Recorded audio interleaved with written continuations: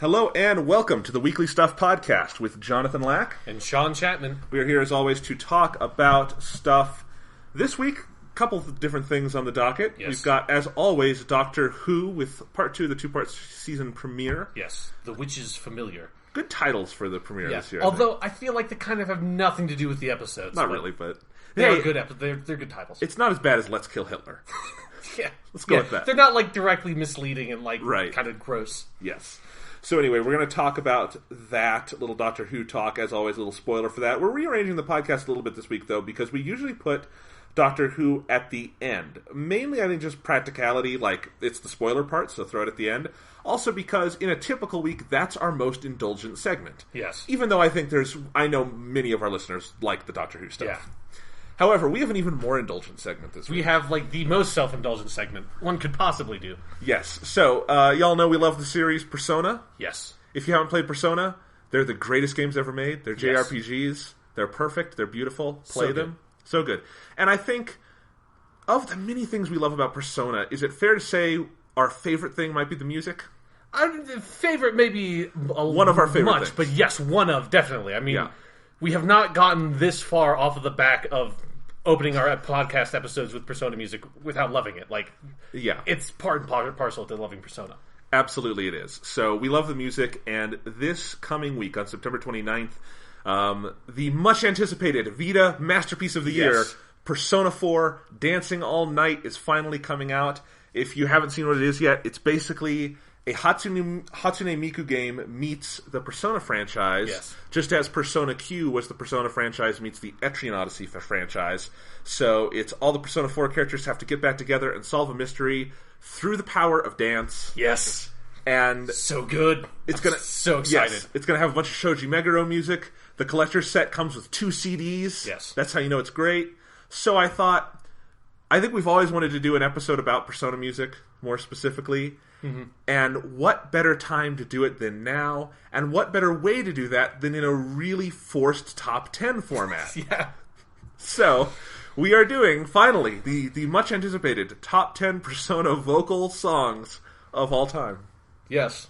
Which is, again, I can't believe we're doing this fucking topic. You've been trying to put this on the podcast for so long, and I've been so resistant to it, because it just seems like an absurdly specific thing to do a topic on, but here we are.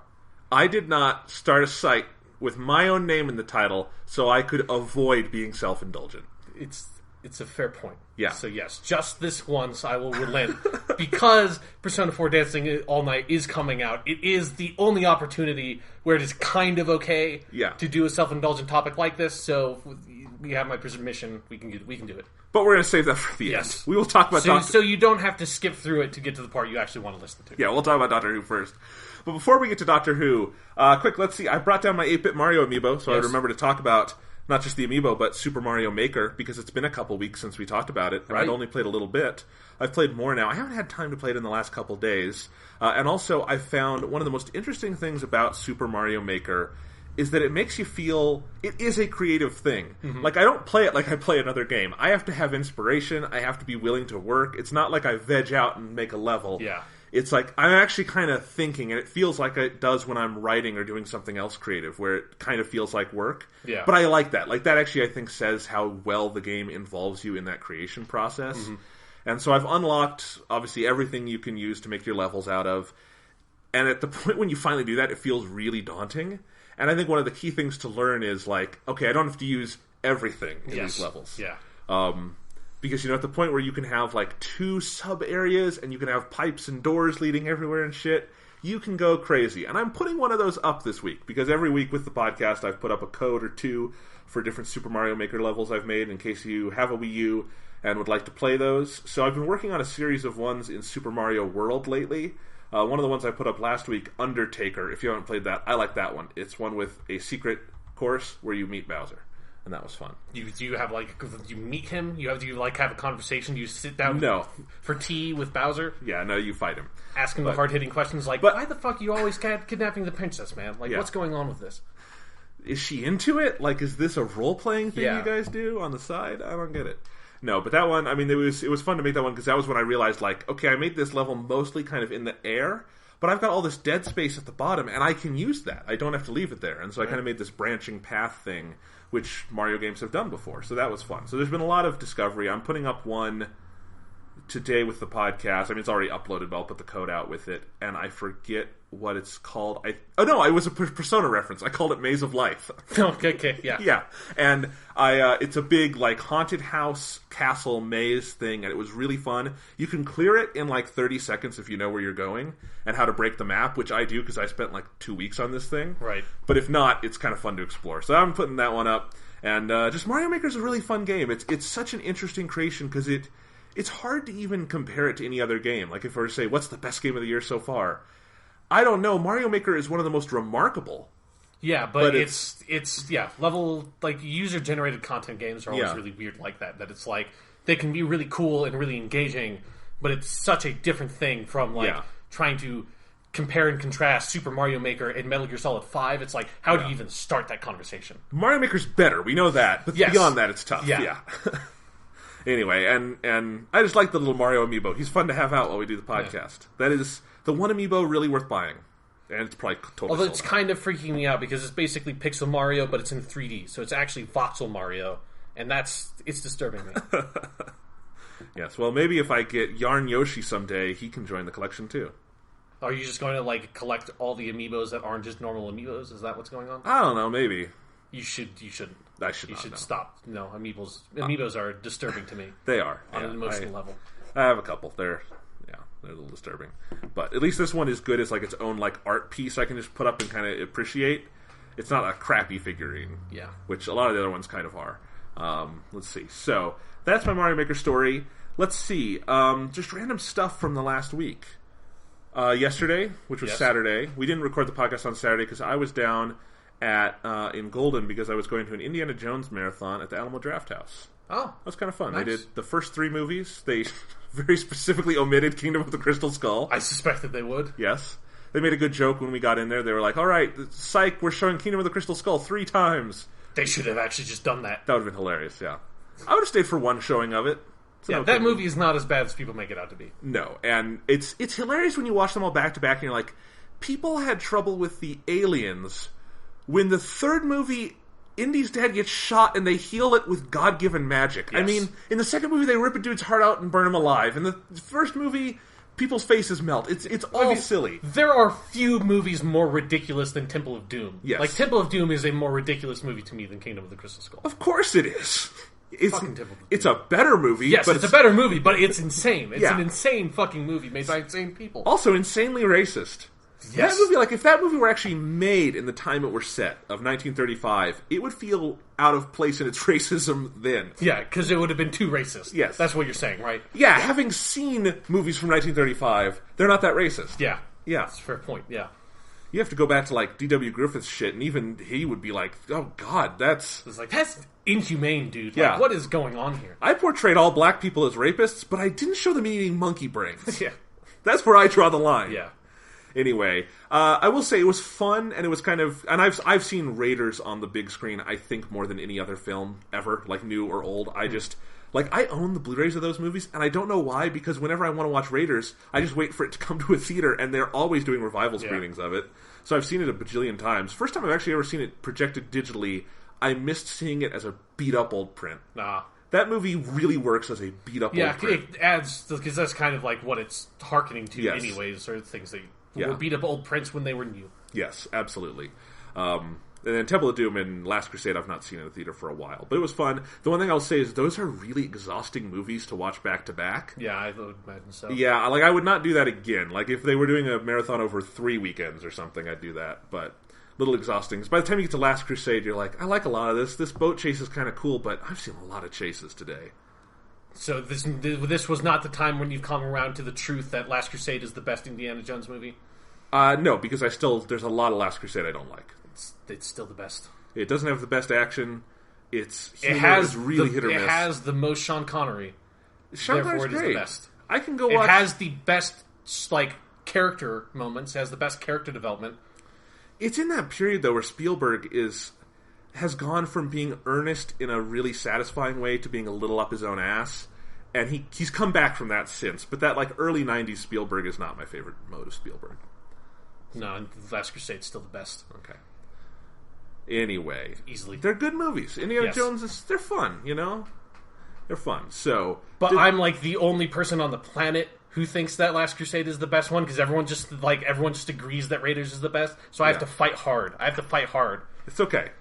It will be my Last Crusade. Indeed. So, anything else going on? Have you been up to anything? I've been playing a lot of Destiny still. Yeah, Destiny's great. Taken King is really fucking good. It was funny that, like, a couple of days ago, I hit this hump where I was like, yeah, maybe I'm kind of done with this. And then I got an exotic engram, and I'm like, no, I'm going to keep going. I got, like, even more addicted than ever. I've been kind of in that mode of, like, I'm really at a point where everything's kind of grindy again, but I don't mind. It's fun. Yeah. And the way that they've rejiggered how the Strikes playlist works, like, makes it a lot more replayable for me with just, like, encounters and stuff being different multiple playthroughs. Absolutely. Nice. Although, here's a question. Have you seen in the Strike playlists any Legacy Strikes? Yes. I have not. Yeah, I've done a ton of it. Yeah. And the only Legacy Strikes I've gotten are the PS4 exclusives, but those are new to Xbox. So I have not seen any of the original 5 Destiny Strikes in this game yet. So I would love to. I'd love to see if they rejiggered those at all, but... Yeah, I want to say I got, like, the Nexus one a couple of times. Yeah, I have my as many times if I've played the Nexus Strike, my Titan has not gone through it yet, which is really weird because that Titan is my most powerful Destiny character now, and he's never played the Nexus, and I've played the Nexus more than I think any other piece of video game content. Yeah. So yeah. Now Destiny still thumbs up. I wanted to talk about a quick bit of video game news. Okay. Just because it's funny, it touches on a couple things we talked about here. So Sean, did you hear the news about Call of Duty Black Ops 3?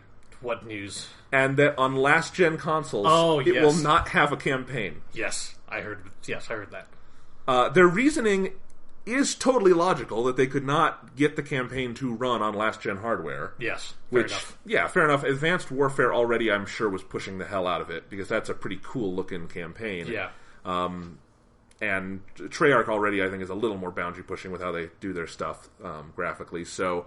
That's kind of, and it's the first co-op one, I guess, is a big deal. That's true, yeah. Yeah, so, but, what the fuck, like, that's just such a, it made me, like, I'm not angry about it, it just made me laugh, because it's so completely Activision looking at this and saying, we literally do not give a fuck. Yeah. We give no fucks, and probably our fan base doesn't give any fucks either. I mean, it's probably a combination of, like, the multiplayer is by far the most popular part of that game. Like, it's not even a competition. Like, I enjoyed the single-player campaigns in Call of Duty games, but it's not something I play over and over again. No. And so it's a combination of that and that, you know, the 360 PS3 era that's in the past now. Like, we have moved on from that.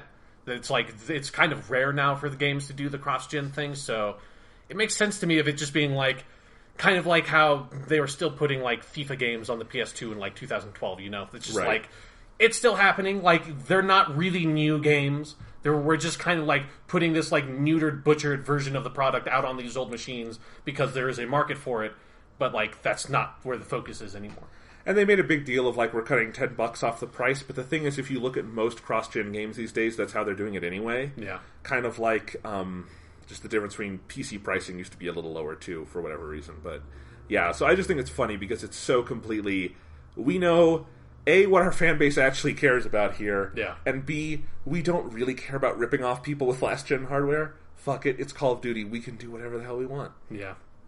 How did Advanced Warfare do, like, sales-wise? I have no idea. Okay. I feel like the sales have been going down for Call of Duty since Black Ops 2, but I don't have the numbers. I mean, like, the numbers for video games are never, like, released in a reliable way anyways. Right. It's not like movies where, like, that information is just, like, out there for you. It's like in video games, it's like... You are lucky to get a, like, it was the best-selling game ever in the first week of March in the history of video games. You're like, what does that mean? Yeah.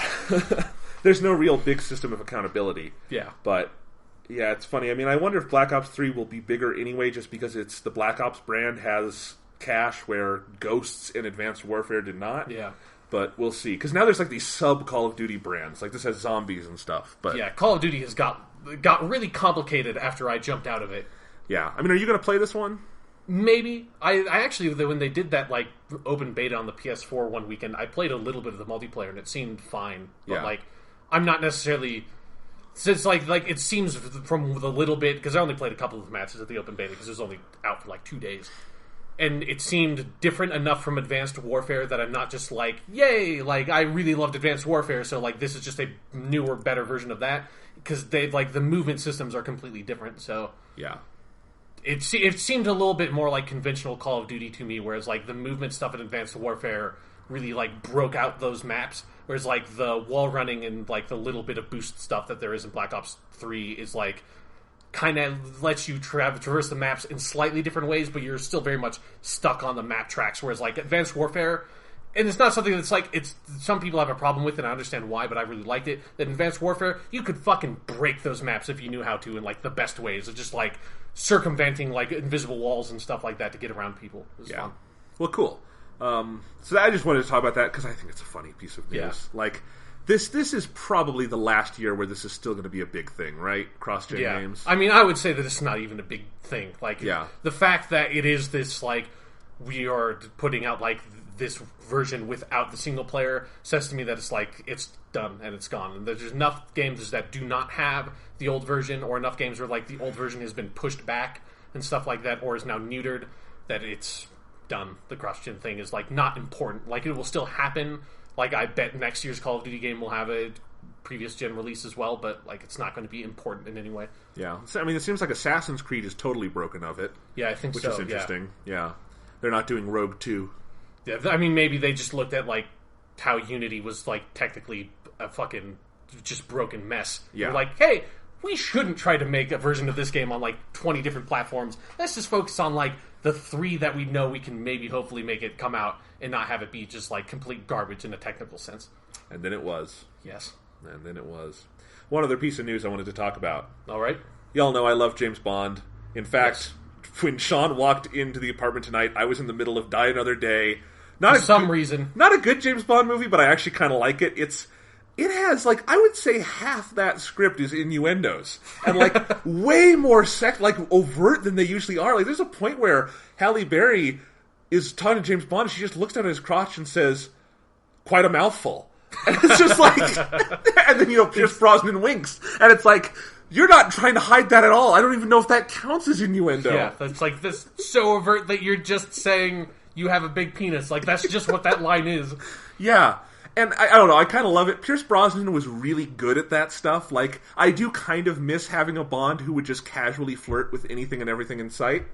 I think Daniel Craig, they could have him do that a little more. Sure. Even though when Daniel Craig does it, he kind of also looks like he wants to kill you. So, yeah, maybe the next James Bond can be a little lighter so he can get the innuendo back. But it's all good. It made me remember, like, with Daniel Craig, his only love interest so far has actually been Vesper Lynd. If you look at his other two movies, he has no... They call them Bond girls, but because he has sex with them, but there's no love interest there. Yeah. It's just, he's in the middle of a really stressful mission and he needs to let some steam off, and then the person gets killed, because that's what happens in a James Bond movie. But anyway, speaking of James, this was not, to me, talk about Die Another Day being underrated, which I don't know if I would say that. I don't think that's not what I got from that conversation at all. No. It's that it's rated appropriately, you just have a, like, bizarre, disgusting affection for it. Or I just like James Bond movies and it's Sure, fun. Yeah. It's far from the worst one. People who say, like, Moonraker or Die Another Day is the worst, you've not seen Live and Let Die or The Man with the Golden Gun. You do not know the depths. James Bond was in a blaxploitation movie. Never forget that happened. That actually sounds pretty good. It's really racist. Sure. So racist. More racist than the book, and the book was pretty racist. Anyway, the theme song for Spectre came out this week. Right, yes. And I just want to talk about that, because I'm really excited. I mean, Spectre is the movie I'm looking most forward to this year. It's a new James Bond movie. Awesome. And by the people who made a really good James Bond movie last time. So, awesome. And I love James Bond theme songs, too. There's none I really hate. I think they're all pretty fun, even the ones that are pretty bad, like the theme for Die Another Day, if we want to keep coming back to that. Sure. Anyway, Madonna did an electro-pop James Bond theme. Didn't work. Anyway, but so for Spectre, they have this guy, Sam Smith, who everyone who's up on music will know because he's famous and stuff. I had not heard of him before this because I'm not up on music. Yeah. I know Katy Perry and Taylor Swift. They're a big deal, right? Yes. Yeah. Okay. And then I was going to say the woman who did Skyfall's name, but I actually forgot what her name is. It's Adele, and that's right. And it's okay because actually Adele has not released anything since that. Okay. So you'd be forgiven. It's been a while for Adele. Adele's great. No, but Skyfall was like a great song. Everyone loved it the moment it came out. This Sam Smith one, which is called Writing on the Wall, and there I have to have a bone to pick. If you don't incorporate the title of the James Bond movie into your song, you have failed. Just on a basic level. Sure, yeah. And I don't care how silly your title is. Like, Quantum of Solace, I understand that would have been tough to write a song for. Yeah. But you gotta do it, because, back in the day, they had a movie called Moonraker, and there is a song called Moonraker. Yeah, but to be fair, Moonraker is not hard to put into a song. Like, that's a very easy word to put into a song. I mean, it doesn't make sense. But, like, phonetically, putting Quantum of Solace in your song, I don't know how you write a lyric that puts fucking Quantum of Solace in there. Yeah, but what is life without challenge, Sean? Yeah, sure. And Spectre, you could totally do Spectre. Yeah, Spectre is yes. Anyway, I think it's a good song. I think it's what I said on Twitter, and I've listened to it several more times, and I still think this. It sounds like the first half of a really good song that is played twice and never kind of gets going into whatever it's going into. Right. So that's fine, and and I think you could make a really good opening title sequence out of it, which is all that ultimately matters with these, because that's what they're for. Yeah. So it's fine. I've enjoyed the song. I'm at a point, though, now where I listen to like 2.5 minutes of it and then turn it off, because it pretty much just repeats itself, which is bizarre, but whatever. However, I wanted to talk about it because like the Twitter reaction and like online reaction, I don't know if you saw, was like so vitriolic towards this thing. I'm not into the James Bond thing, so like it was on very far in my periphery, but yes, I saw some of that. Yeah, like people hate it, and like a bunch of it is still the thing where I think people maybe have seen like the last 2 James Bond movies and then think they know what constitutes James Bondiness, and they're like, this is like a kind of a cheesy love song. How dare they do that for James Bond? And it's like, guys, that's every James Bond theme song until Casino Royale. Every single one. And you know what? Most of them are pretty good. And so that's not the problem with the song. Right. If it's like kind of a vulnerable love thing, that's most James Bond songs. In fact, most James Bond songs are not from the perspective of Bond. That's a new thing. They're from the perspective of like the woman in the movie. Right. And that's the only place where she gets a voice, is in the theme song. Yeah. Sometimes literally, because in the first 4 movies the Bond girl was overdubbed because they couldn't speak English and were hired for their looks. Yes. We did this once. Remember. Anyway. And we shall do it again one day. One day. One day.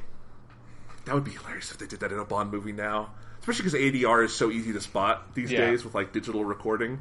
Anyway. But yeah, so anyway, I think it's a good song. I think the vitriolic reaction to it is weird. And yes, Sam Smith has a crazy high voice at certain parts of the song. And honestly, if you played it for me and didn't tell me who was the singer, I might not know if it was a man or a woman. But hey, you gotta judge it for what it is. Good singer, good song. It's an okay song. It's got horns and strings. There you go. It's music. You've all forgotten about the song for Quantum of Solace, Another Way to Die, which was the Jack White one. And Jack White's cool, but not a good Bond song. Doesn't have horns in it. What are you doing? Yeah. Yeah. Anyway, that is a bad James Bond song. Have you ever heard or seen Quantum of Solace? No. Okay. Yeah, I've seen Casino Royale, and I liked it. I didn't see Quantum of Solace, because I don't really give a shit. Then I saw Skyfall. Skyfall's really fucking good. Yeah. Other than that, like, I've seen some of the Sean Connery ones. I've seen Die Another Day, which I didn't remember until I saw you seeing it. I was like, oh, this is the one with Halle Berry. I have seen this one. Yeah. But other than that, yeah, James Bond's not my thing. That's okay. I think you're crazy for having, like, seen all of them. I haven't technically seen all of them. I've seen all but, like, the very worst. Like, I haven't seen Octopussy. And I'm gonna watch it before Spectre so I can say I've seen all of them. But, yeah.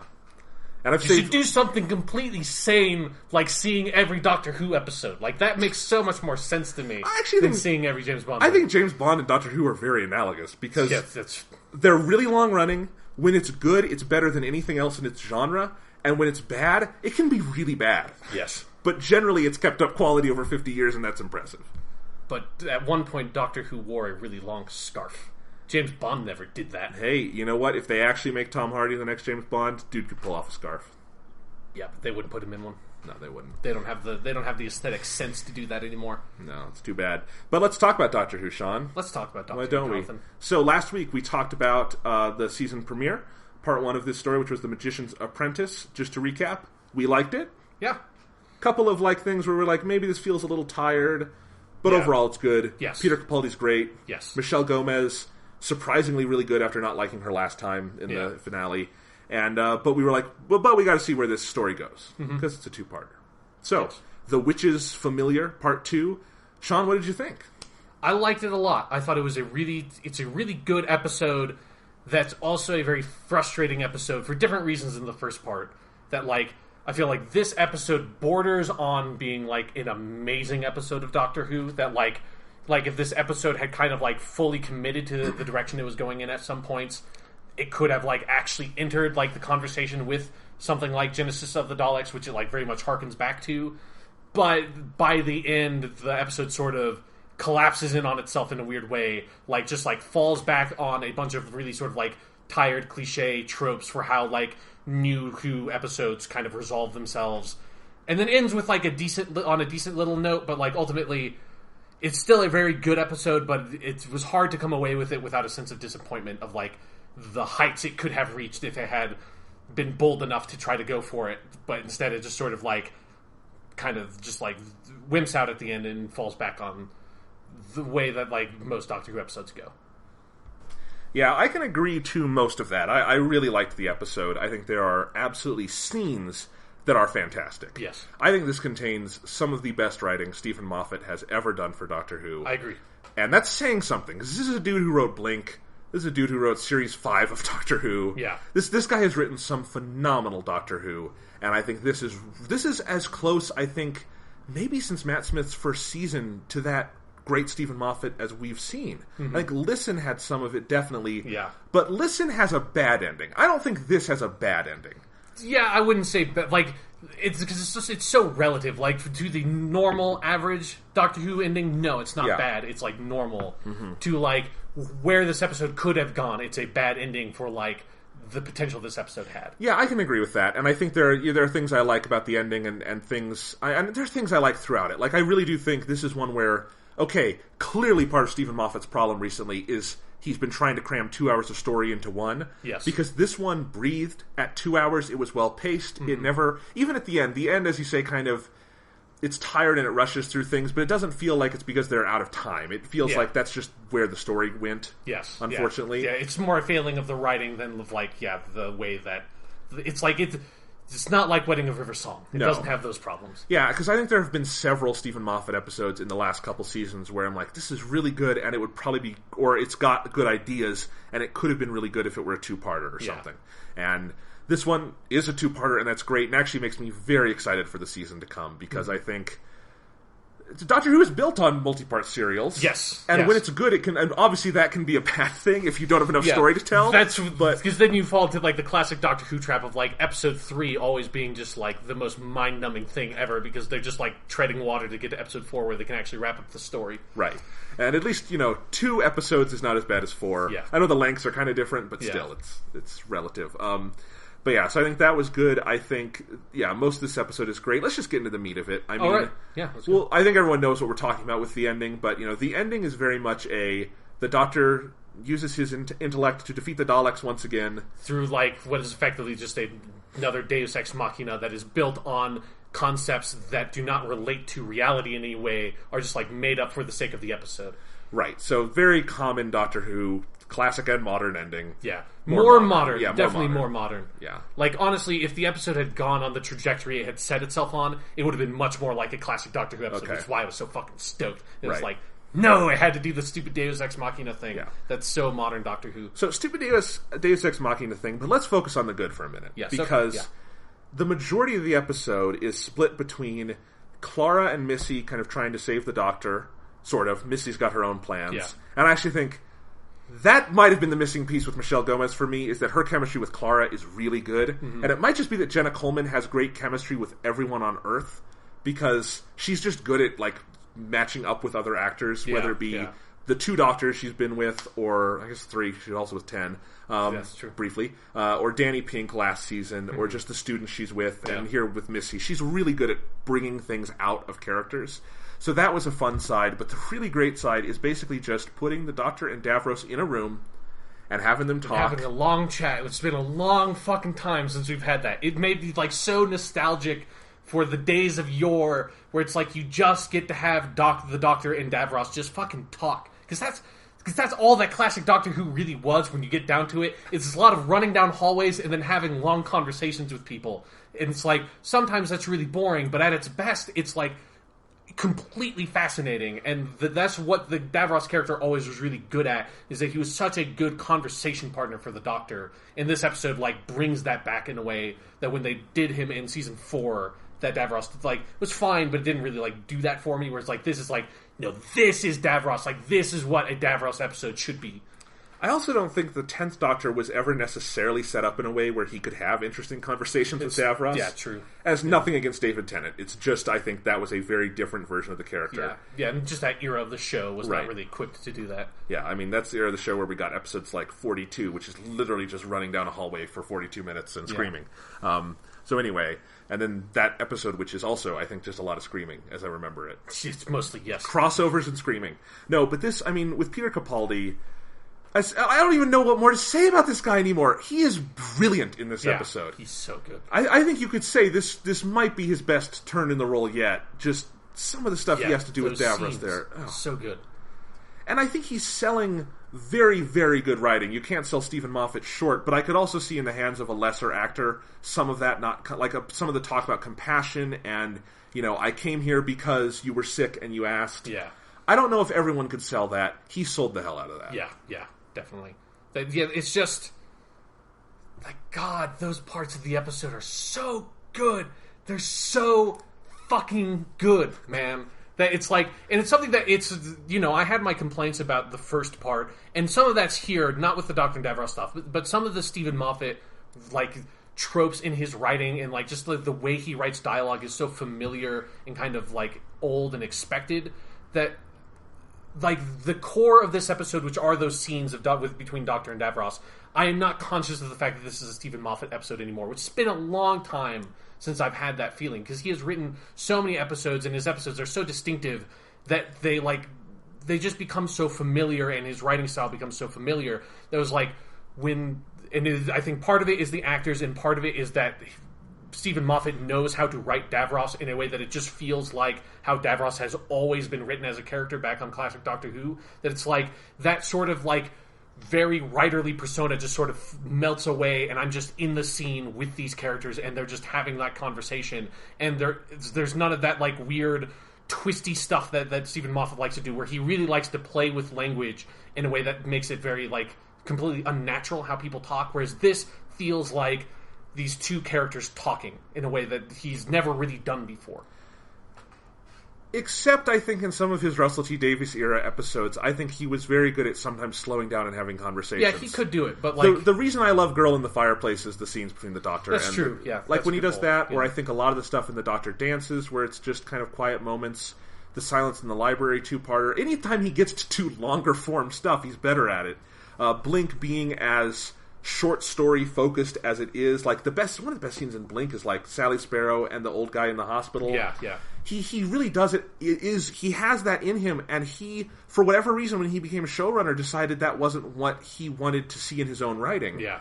And so, yeah, this is definitely the most extended he's ever let himself do that. And I think it's the best because I think he gets Davros, and Davros is a really deep, fascinating character. Yes. That, like, when you plumb the depths of that character, there's like a real humanity there and a sympathy there that is so hard to pull out of other characters like that, because he's basically Hitler. Like, there's a little more sort of extreme circumstances behind Davros' background, which you get some of that in this episode, but like, he's basically Hitler, and making Hitler feel like a human character is like, it's almost like a holy grail of writing to me, of like being able to bring a humanity to that character. That does not excuse that character and does not like make what that character did okay, but like makes you understand that character as a person and not as a monster or a villain.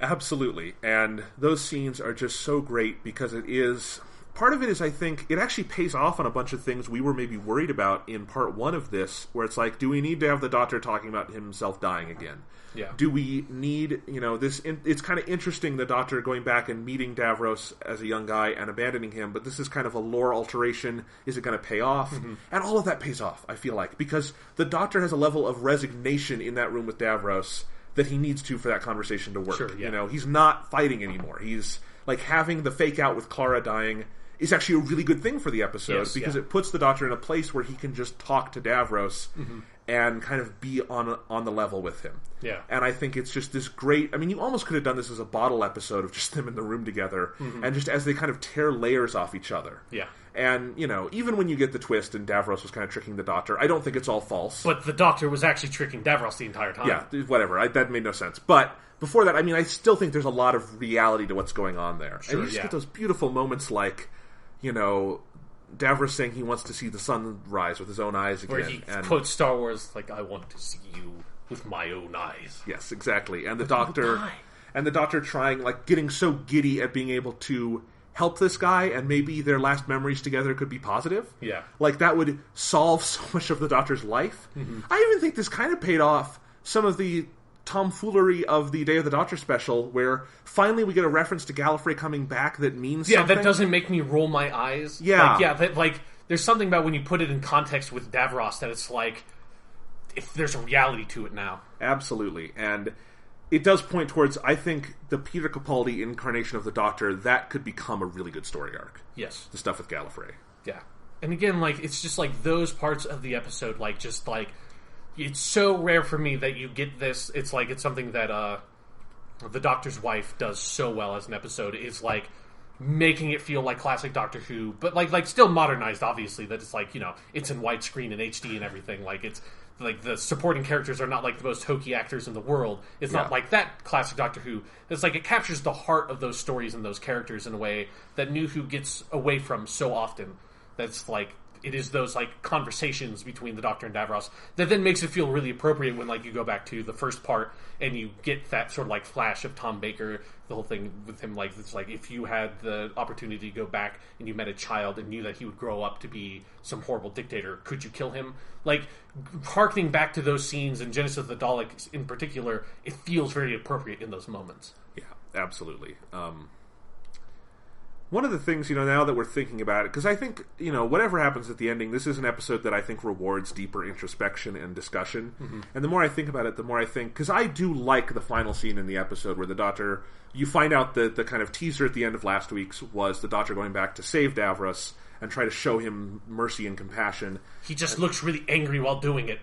Yeah, well... Just to sell the teaser. To be fair, 12th Doctor often looks angry. Yeah, but there's there's just something about like when you see that and you're like, yep, this is filmed to make the teaser make more sense than to make this ending more sense in terms of the acting. Yeah, sure. But I think you could make that ending work without doing the big twisty thing of like, I'm fooling you, no, I'm fooling you, and now we're going to wipe out the Daleks. I think it would have worked better if you didn't have the like sewer Daleks exploding and all that nonsense. Because what I wanted out of this, honestly, was kind of a quiet ending where the Davros just dies. Yes. The Doctor maybe has to interact with the Daleks somehow, but maybe then Missy steps in as the big bad, which is kind of where they're going with it anyway. Because I actually think the scene with, like, Missy's ultimate plot, I actually think is an interesting scene here, too. It's just maybe on top of too many double crosses. Yeah, it doesn't really belong to, like, the rest of the episode. Like, there's sort of that... It's one of my problems with the episode is that like the Missy and Clara stuff is interesting, but it doesn't hook up with what the Doctor's doing in a satisfying way at any point. And I think it could with another pass in the scripting. It definitely could. Because I think you could tie it all back to the Doctor wondering like, how did I never see this side of Davros? Yeah. And then saying, well, what if I could be responsible for that and doing the right thing where he previously did the wrong thing? Then you got a great episode. And these are very minor alterations, I think. Like, I think this is very close.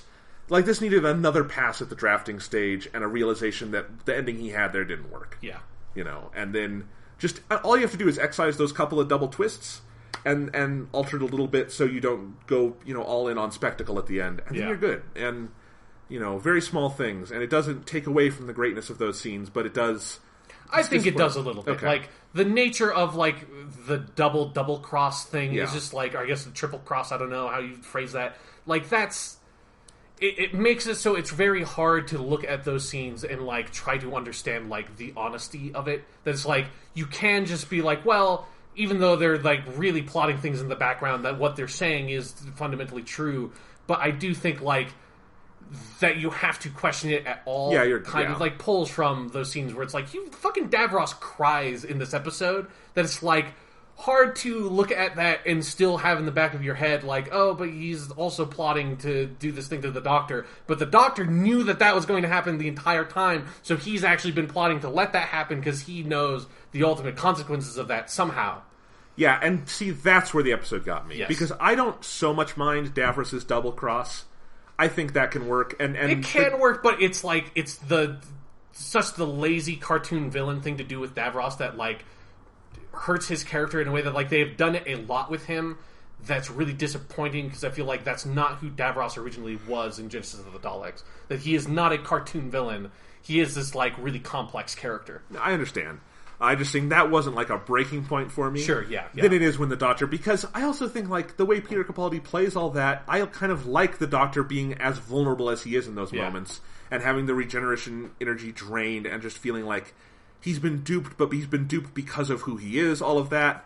And even if they just changed his verbiage a little to, like, I altered my plan when you altered your plan or something, just to make it slightly less silly. It wouldn't fix anything, but it would be like, you could make it slightly less silly than you do, because I don't even know how the Doctor's logic of, I knew you were going to do this to me, so I would do... That doesn't make sense. Yeah. Especially, like, since it's all hinged on this, like, weird sewer mechanic for the Daleks that is introduced in this episode in a way that makes it, like, extremely I mean, it's like I said when I did sort of my summary at the beginning, that this episode falls back on this really cliche New Who ending of, like, introducing this sort of, like, Deus Ex Machina element early in the episode that, like, does not tie into anything that you can, like, rationally understand. Is just, like, a raw ass fucking plot device to create a resolution at the end of the episode, and exists for no other reason.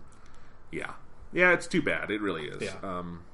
But those Dr. Davros scenes, they're really good, but it's like, since it doesn't, like, nail the landing, like, I feel like this is what I say when it's like, it could be an amazing episode, is that, like, it gets so close and it, like, gestures towards it. And the episode is always entertaining, so it's always good on that level, but it's like, if it was just a more cohesive whole, like, it could be so fucking good. Yeah. That is so disappointing when, like, it cannot reach those heights. You almost wonder if this started in one place, and by the time Stephen Moffat kind of followed it to wherever he did, he didn't quite know what he had, you know? Because I could easily see starting and just thinking, I'm just going to do a fun, light, big Doctor Who, kind of... Dalek episode, and we have Davros back. Yeah, and that's okay. There's nothing wrong with that. But I think he wound up hitting on something much, much deeper, and, as you say, does not pay it off fully.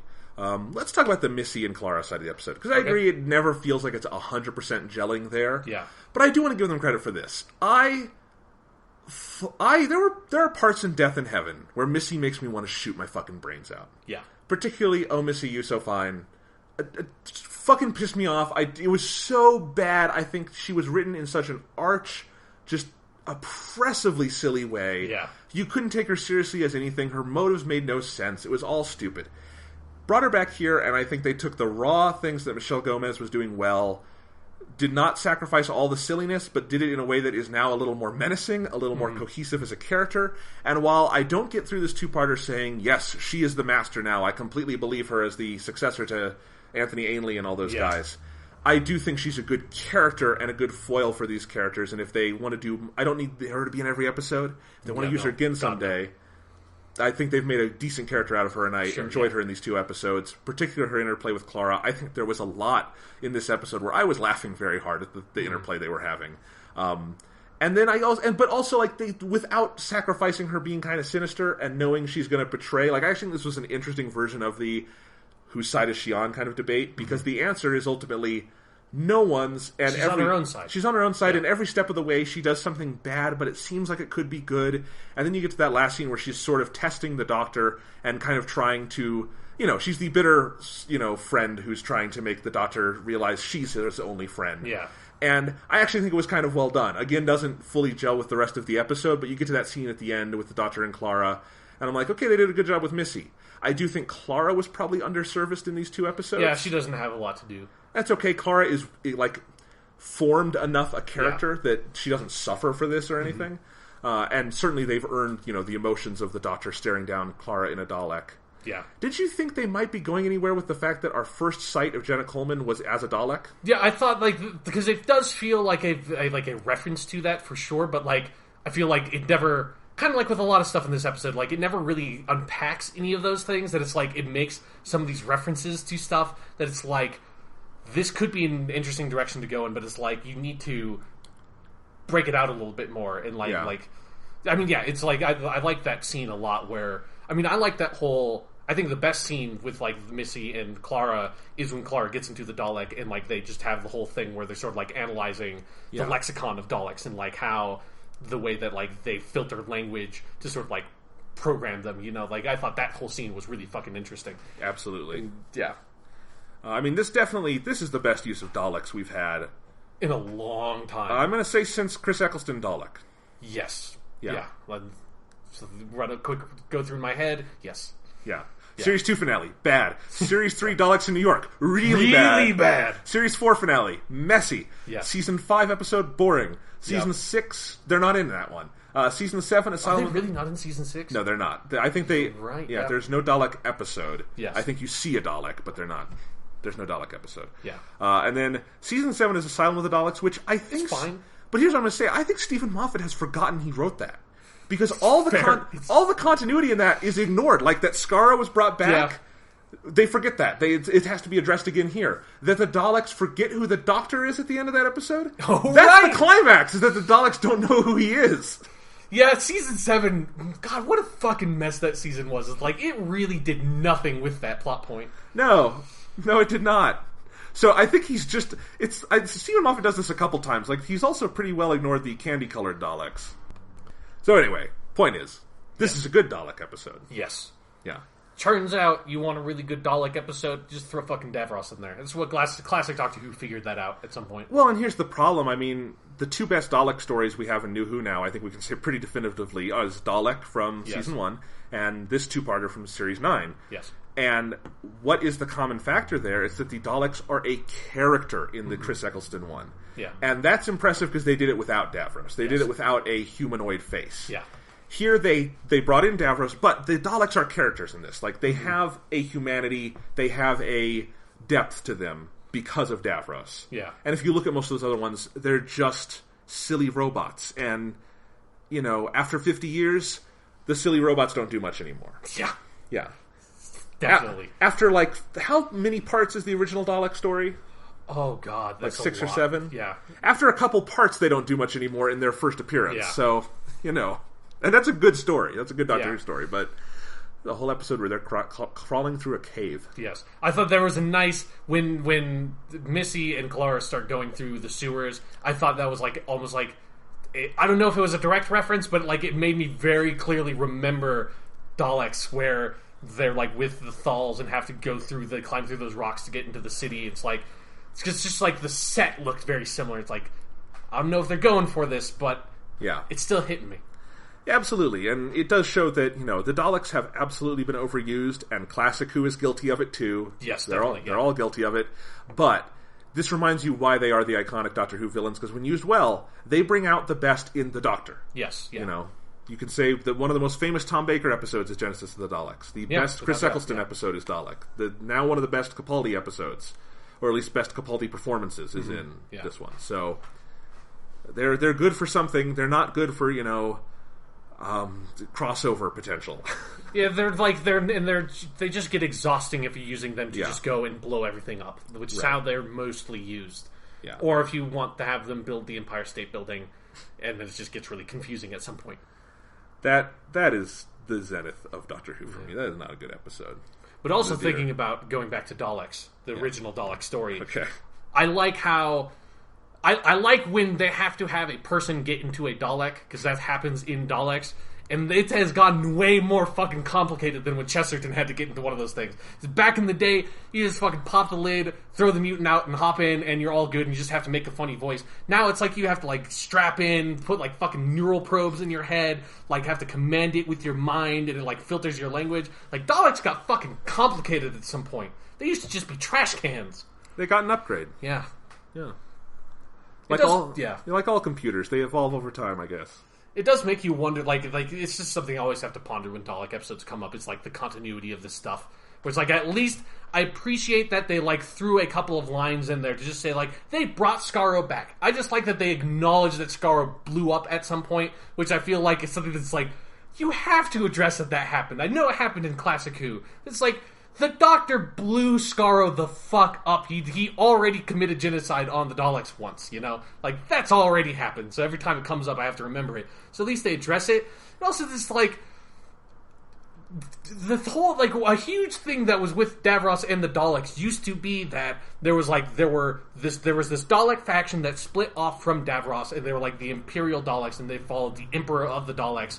And then you had Davros, and he had his own Daleks. And it's a little bit weird that this episode never addresses that's because I feel like that is something that's come up in New Who, and it's like, I don't know, like, because they bring up the fact that these Daleks have like this, like, he says their one weakness is like their sort of their affection for their father and their loyalty for their father, but it's like the Daleks haven't always had that. That was in the episode where the Doctor blew up Skaro. Was an episode all about how the Davros Daleks are fighting the Imperial Daleks. Like, that's been a thing for a long time. And, like, so, I don't know. It's something that, for most people, it's a good line, and it's a good, like, moment. And for most people, it's not an issue. But for me, when I hear that, it's like, are you just ignoring that continuity? Or is, like, am I supposed to be bringing that in here in some way? How does all this stuff mesh together? The answer is it doesn't. But, like, I can't just ignore it, you know? Right, exactly. It's tough. And obviously most people aren't in your place. Yes, no. And I get it, because at a certain point you do just have to say, look, the continuity is too complex. We can't tell a story if we're too bogged down in it. But it's tough. It's Doctor Who entering its, second half century. Yeah. These things are going to crop up more and more. Yeah, it's season 9 of the new version of the show. Yeah. It's like already where its show is getting old and like retconning itself and stuff like that. We are on our 4th Doctor. Yeah. Which is crazy to think about. Yeah, we're at our Tom Baker. Yeah. Maybe in more ways than one if this hot streak continues, because, man, Series 8 was great, got bumpy at the end again. Yeah. This is good. This is a very good season opener. Yeah, I mean, we have not had a start to a season this good and this energizing since Matt Smith's debut. Yeah, I agree. And the 11th Hour still being kind of in a class of its own as a premiere, but it had more things to accomplish. This just as, there isn't a lot of baggage going into Series 9. So why add it? Just do a cool 2-part story. There are things they can bring back. Like, he's got his confession dial. He's got, Missy is off doing her thing. But it doesn't feel, like, oppressive, Yeah. Although, now that you said the confession dial, I completely forgot about that part of the episode. What the fuck was all that shit about, like, the prophecy and, like, a hybrid, and that's why you ran away from Gallifrey? Because it's like, it felt like that was supposed to be some, like, really important stuff that they're throwing out there that was like, what the fuck are you talking about? And then it's just like, you just move on from it, and now you have all these, like, goop Daleks exploding. Like, hold the back up. What fucking prophecy? Like, for a half second, when they said, like, the hybrid and the prophecy before they brought up a Dalek Time Lord hybrid, which is like, hopefully they fucking do not do anything with this, because it sounds stupid. I thought that they were going to start bringing up the 8th Doctor movie thing that the Doctor is like a human Time Lord hybrid. Like, there was a moment where like my heart stopped and I was so afraid. Like, I was like, there is no fucking way that you are doing this. And luckily, no, that's not what they were implying. I mean, what they were implying is not any better, but like, oh my god, if they had gone down that road, it's like, holy shit, oh god, no, please no, don't do this to me now. Yeah, I was actually going to ask you, like, and clearly it isn't, like, is that some obscure thing from the classic series? Unless it's something that came up in, like, one of the weird fucking books or something, like how Time Lords are, like, woven in the loom and that's how they're born, then no, it's not. Yeah, because it sounds like the kind of thing you would drop from some old continuity thing. Yeah, it sounds like something that... I mean, actually, no, it sounds too stupid for something that would be in Classic Who. Like, Classic Who would not have done that. Okay. Yeah. I've seen some stupid Classic Who. There's some stupid stuff, but it never goes into, like, that up its own ass, like, prophecy thing. Like, that's so far away. Like, Doctor Who was so, like, just like allergic to its own continuity, that it just kept on moving forward and never thought about the past, which is why we're in the situation we are now, where I have to worry about Imperial Daleks and Davros Daleks and Skaro being blown up, because the show just like kept on marching forward. And then when you're in like modern world of television, that's like not how you write stories anymore. Right. Well, anyway, one other thing we have to mention from the Witch's Familiar. Yes. Which is sonic sunglasses. What did you think of those? Yeah. It's something that I saw a bunch of people that like the reactions to the episode, and everyone's like, I hope this isn't a thing that's going to keep on going forward for the character, that this is his new sonic screwdriver. It's not. It's going to be like in a little bit of the next episode, and then it's probably going to go away. That it's not going to stick around. Like, anyone afraid of that's stupid. Also, Peter Capaldi rocks those sunglasses. He looks good, yeah. Made me like, laugh. I don't have a problem with the sonic sunglasses. It's no, like... if it suddenly became like the new screwdriver and he was wielding the sunglasses, yes, that'd be if stupid. it was a continuing thing for the character that was like a major part of like something he did in a lot of episodes, that'd be really dumb. But like... And I think it's a stupid thing, but like, in the context of like where this episode falls apart in the ending, I don't give a fuck. You know? Like, it's fine. Yeah. Yeah. It's fine. All right, and I'm definitely looking forward to the rest of this season. I thought the preview for the next episode looked really fucking cool. Yeah, and I like the idea of giving writers a bigger sandbox to play in, having 2 episodes, maybe being more adventurous with the possibilities of a 2-parter. Yeah. And I've seen like they're kind of mixing and matching writers in the coming weeks. We've got some great people coming back. The one that's got Maisie Williams from Game of Thrones is written by the guy who did Flatline and Mummy on the Orient Express. Nice. So I could not be more excited for that. But yeah, I mean, I think this is going to be a really cool season. Yeah, I am really excited. Like, again, even with my problems for these 2 episodes, like, those problems are, like, on a higher level than, like, a lot of bad Doctor Who episodes get from me. Of, like, bad Doctor Who episodes, like, with Reading of River Song, that level of criticism is, like, this is not comprehensible, like, this is terrible, this is, like, fundamentally broken as a story. This is, like, these episodes are really fundamentally strong, are really entertaining throughout, but like where they fall apart is disappointing on like a much higher level than a lot of like the average episode even reaches. Well, this is all constructive criticism we're giving, yes, which is exactly. You made something good. Here's how it could have been better. Yeah, we're never at the point of like this was awful. Why did you do that? Yeah. So, which is great because this time last year with Deep Breath, we were there. Concerned. Yeah, concerned. I was hopeful. You were. Deep Breath was rough. And it was Deep coming Breath off. Is not a great episode, but it's rough, and it was in context. Like if I were to watch it again now and knowing that everything got better, I'd be fine with it. I think, but it's the problem of like season 7 was rough and it was bumpy. Yeah. And even though we'd had some really good episodes in there, and Matt Smith's last episode was pretty good and all that, I had reason to be worried, and that confirmed some worries. But since then, hey, mostly been smooth sailing. So just believe in Peter Capaldi, man. He is. That dude is so good. I'm glad we have another 10 weeks this year to just praise Peter Capaldi. Yeah, it's like, god damn. Like, if you needed any convincing that he is an amazing doctor, like, his conversations with Davros are all the proof you need. If he started a cult, I would join. Yeah. I would drink his Kool-Aid, for sure. I want that to be on the box for Doctor Who Series 9. Yeah. I would drink his Kool-Aid. Weekly Stuff Podcast. Absolutely. All right, we've got ambition now. It's great. So speaking of giving up all our ambition... Maybe we can get a quote on the box for Dancing All Night, too. Let's see. Let's talk about our favorite Persona vocal songs. Yeah! Da-na-na-na-na-na-na-na. That's not a vocal song, but... What are we doing with our lives? We're doing something fun, Sean. We're celebrating the greatest video game music ever. Come on. I'm looking at a document in Microsoft Word that is 3 pages long right now for my list. Okay. What are we doing with our lives, Jonathan? We've made a lot of top 10 lists on this podcast. In fact, if you're a long-time listener, and I know there are a couple of you out there, our first podcast we did was the Monthly 10, which was based on a text thing I did for the Denver Post, which was the Monthly 10, which was a column I did. And that became a podcast, and then we realized... No, top 10 lists are not easy to make a regular show out of. Yes, that eventually it's... Once you're doing top 10 video game controllers, that's when you're sitting in your chair of like, what are we doing? What is going on with our lives? This is just like humanity on its knees, desperate, pleading for something better. I think that's our 3rd episode. Exactly. That is my fucking point. That might have been the first episode you were on. No, because... No, that was definitely not the first one. That was at least the second one I was on. Yeah. You were on the Pokemon. Yeah, I remember our first three were, I did a movie one, then there was a Pokemon one, then you were, yeah, anyway. But early, I don't recommend you listen to those. We've gotten better at this, I hope. But anyway, yeah. I wonder what the sound quality of those are like going back to it, yeah. One thing I'll say, it only took us a year to get away from top 10 lists. The internet's been going like 30 years without getting away from it. Yeah, but the internet is an inexhaustible fount of bullshit. So it's it can just keep on doing that forever. We are finite human beings. There's only so much we can just destroy ourselves, making creatively bankrupt top 10 lists. You know? Thing is, though, top 10 lists can be fun, and if you have an organic reason for doing it, we like doing it on the show. So we've done some different ones. We've done our favorite video games. We've done favorite characters for things. We've done different things. I mean, we did a top 100 list. Take that, internet. Yeah, no, and that's one of our best episodes. Top 100 stuff. Yes. Very profound episode, I think. So. Life-changing for some. Absolutely, absolutely. So, now we are doing our greatest top 10 list, or at least our most challenging one. Because we were talking about this off the air.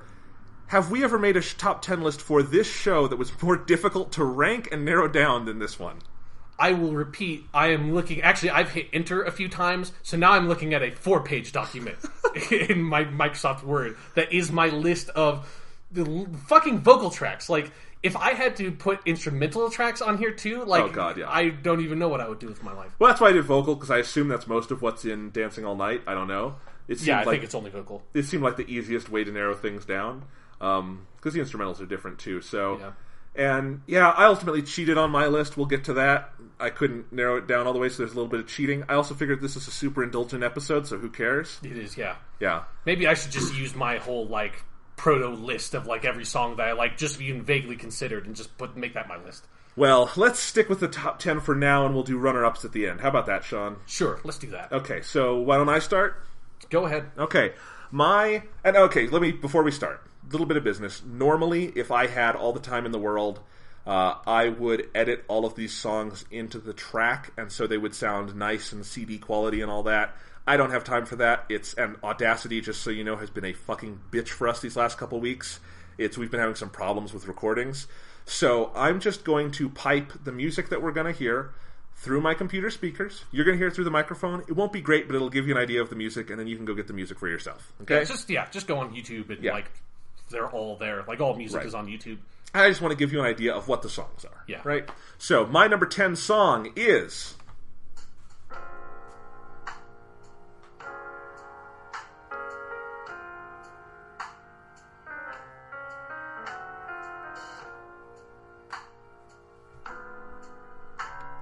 Alright, so if you don't know what this is Heaven, a song from Persona 4. I'm playing the Reincarnation version, which is their sort of remix album, which is awesome. So this is sung by Shihoko Hirata, the vocalist for Persona 4 and Persona 4 Golden. And Heaven is a beautiful song that plays in the dungeon where you rescue Naoko.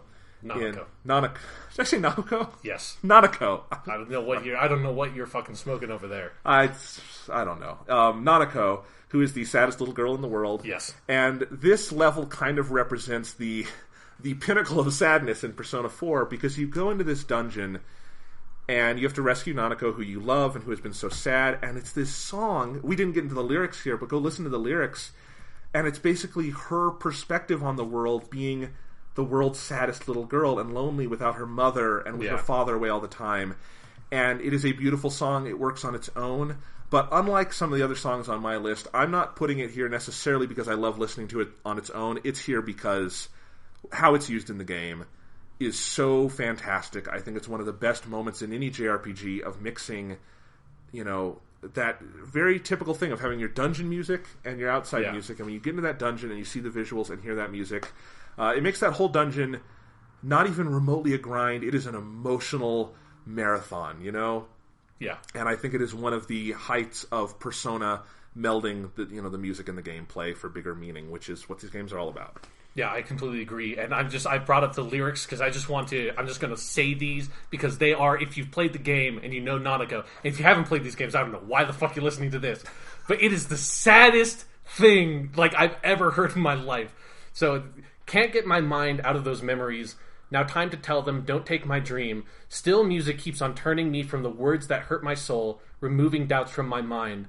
Those long days passing by from that door, like late summer they slowly fade away, finding ways through the favorite tune, playing all day with my eyes closed. That's like... That's so sad! If you know the Nanako character, it's like that, if like you had any doubts about how sad her life is, like that song illustrates it for you if you're listening to those lyrics. Because, yes, Nanako's whole life is she is sitting in the living room watching the TV. Her like favorite song is the song that plays on the Juness commercial, like Everyday Young Life Juness. Like that's her fucking thing, because her dad's never here. Her mom is fucking dead. She's this like 8-year-old little girl who has all kind of no friends, no social life. She's emotionally traumatized. She has to do all the housework and everything. Like, and all she has is sitting there waiting for her like favorite cousin, who's kind of like her big brother, to come through the front door, and she sings her fun Juness song. Like that's her life, and she has been kidnapped by a fucking maniac. And it's like that's the song that's playing. It is so fucking sad. And unlike a lot of the songs on this list that have kind of gibberish English lyrics we're going to talk about, yes, yeah. This is a song where the songwriting is so good. If you listen to Shihoko Harada's performance, it is so beautiful. You can understand the lyrics in that one. Yeah. And just top notch. I think it is one of those magical moments in video gaming, and there are so many across all types of games where music and gameplay converge. It's my favorite things in games a lot of the time. Yeah. And this is one of the many great ones we're going to talk about today. Yes. So... Sean, can I see your list so I can... Yes. I mean, this is the one that you right. don't have. Oh, you don't have... Okay, yeah, go ahead. So, Sean, number 10. My number 10 is...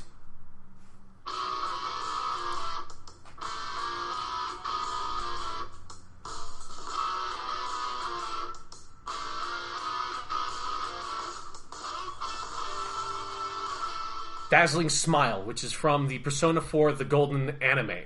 It's the ending for that plays at the end of each episode for that anime.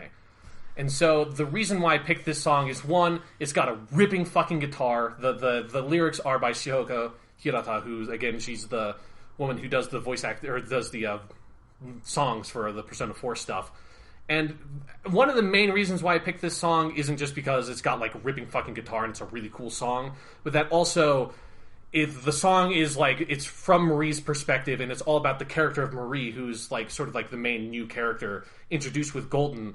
And especially if you watch the ending to the episode, like the visuals accompanying the music are so powerful, because it's like kind of got this kind of pseudo metal feel to it that like really speaks to that like sort of like adolescent energy that Marie has as a character. And there's all this like symbolism with her being like in a cage and stuff like that, like kind of like alone. It's a very powerful and effective song. And then there's also a point where in the anime, the Hanazawa Kana, who's the Japanese voice actress for Marie, she sings the song also at one point, which is a really great moment because she's also a very good singer. So yeah, it was a hard... Again, like everything on this list was a really hard pick, but this song, I think one of the reasons, honestly, it's on here is because this song is still very fresh to me, whereas I've listened to the rest of these songs like over and over and over again, and this song still really like speaks to me in a way that's very interesting, and with this new character and sort of like with this whole other world for Persona that we don't have a million different songs about Marie, and from her perspective, it's like you kind of just have this. And I haven't seen the Golden animation yet. I'm really excited to. And listening to that song for the first time here, I'm even more excited too. Yeah. Sounds like a good fucking song, which you can trust on for Persona. Well, awesome. Let's go ahead and do my number 9 favorite Persona song. Let's go ahead and do my number 9 favorite Persona song. All right, Jonathan. And not double-click the text in iTunes and try to edit it.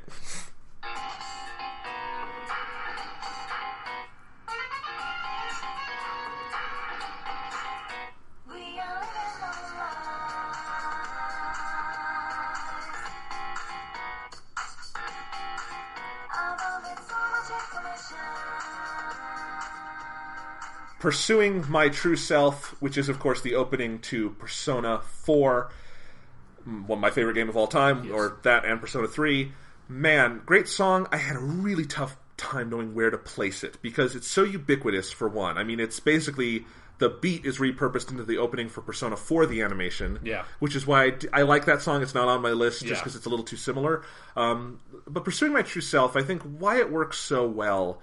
To me, I love listening to it on its own, but it really comes back to if you watch that opening animation to Persona 4, which is beautiful. It's very evocative. It like introduces all these characters in a way that makes you wonder, like, you know, oh, who is that girl smiling up at the camera? And you learn that's Chie. Yeah. But it's just cool. But then I think the lyrics walk this wonderful line between J-pop gibberish and very meaningful thematic introduction to what Persona 4 is. And in fact, until you get pretty deep into Persona 4, a lot of that's probably still going to sound like gibberish. Yeah. And once you know the game, you realize these lyrics, which I think Sean might read out for us again, are so relevant to what this game is. And I think they're so smart, while also being upbeat and poppy. It is such a perfect encapsulation of the character of Persona 4 through music. And that's what a great opening song is. Yeah, and like... Man, when you were just playing that, it was so hard to restrain my desire to sing that it's like I have this, particularly for Persona 4 songs, like, they are so ingrained in my body that it's just like, I've heard this song so many times because the opening is so good and the song is so good that it's like, God, it is hard not to just really get into it. But yeah, now I'm going to read some of the lyrics from Pursuing My True Self. We are living our lives, abound with so much information. Come on, let go of the remote. Don't you know you're letting all the junk flood in? Try to stop the flow, double-clicking on the go, but it's no use. Hey, I'm being consumed. Loading, loading, loading, quickly reaching maximum capacity. Warning, warning, warning. Gonna short-circuit my identity. In parentheses. Get up on your feet, tear down the walls, catch a glimpse of the hollow world. Snooping around town will get you nowhere. You're locked up in your mind. We're all trapped in a maze of relationships. Life goes on with or without you. I swim in the sea of the unconscious. I search for your heart, pursuing my true self. Fuck yeah. Yeah. Sean, how much would I have to pay you to get you to go to a beat poetry night and recite just some Persona songs? Because it sounds like that's what you're doing. It does, yeah. Like, when you read it without seeing it, it does, like... Everyone's snapping along. There is a certain, like, beat poetry feel to it, for sure. I really love the snooping around town will get you nowhere. That's a really good line. Yeah, it's great. I mean, I didn't know where quite to place this, because as I've said, this is not really a song I listen to on its own all that much, in part because it makes me want to go play Persona 4, and that's dangerous. Yeah. But, you went in context and stuff, and the way it's, I think, been repurposed throughout the life cycle of Persona 4 and its spin-offs and adaptations, such a great song. Yes, for sure. Absolutely. So, Sean. My number 9. Your number 9 is something you're going to have to play. Oh, because you didn't put it in your playlist. Or did I put it in my playlist? I don't know. Did you put it in your playlist? I put it in my playlist. You put it in his playlist. Don't worry, everyone. Okay, so, Sean, you're number 9.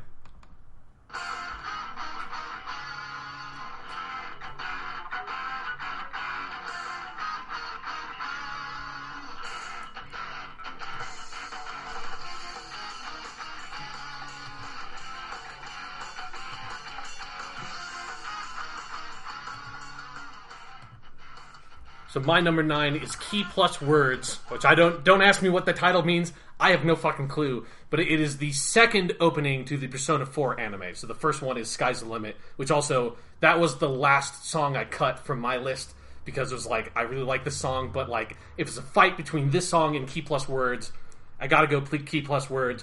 And it's mostly for the beginning of the opening for this song, like the animation, is just, you hear that like ba-da-ba-ba-ba-ba, and it's the cast putting on their glasses in slow motion. Oh, fuck and just like cycles through the cast. The song mainly is on the list just because like every time I hear that I get so fucking pumped, and I just see that like in my mind, just like all the fucking investigation team with their fucking go time faces on, putting on their glasses in slow motion with this awesome guitar riff. It's a really it's just a really fun song to listen to, and I find myself listening to it all the time. And it's one of those that it doesn't necessarily have this really like powerful emotional connection for me, which is what like a lot of the higher up songs on this list are. But like if it's a song that I just want to sit down and I'm like writing a paper or something and I just want to have a Persona song playing, I'll usually go for this one because it's really awesome, and since it's not from one of the games, there's no danger of me like relapsing into some sort of like Persona 4 coma and like just losing the rest of my life to it. Yeah, so you're going to read lyrics to this one, too? I don't know the lyrics to this song, so I don't know how this is going to go, but since I've done it for the other ones, I'm just going to go for it. I probably wouldn't read all these because it's a longer song, but... Hide and seek, it wants to play again, like a detective. I won't let it get away. It's constantly consuming with loads of fake. I will strip search if I have to. No, I'm not afraid to know it. No, no, no, in parentheses. I am so determined to chase after what's hidden and seize this day, this moment. Wanna know, enter key to accelerate. Wanna go, ignition turned on. It's about the time to drive to the truth. Wanna see's stranger than in movies. Wanna see, ignorance is not bliss. They say that truth will out, can't keep on hiding. There's no turning back now. I'm gonna go on. I'm gonna go get what I want. Proving again the best poetry in the English language is not written by native English speakers. True. Like, again, I don't, because this is a song that's really hard to hear, like, what the lyrics are and, like, what they're saying. I had no idea that that's what the lyrics of the song were. I think they're pretty good. They're very good. Yeah. Absolutely. Man, we should have coordinated that so I would have read the stuff in parentheses. Yeah. Gone back and forth. Just in harmony. Wanna know. Yeah. No. Yeah. Could be fun. All right, so Sean, that was your number 9. Yes. Let's do my number 8. All right.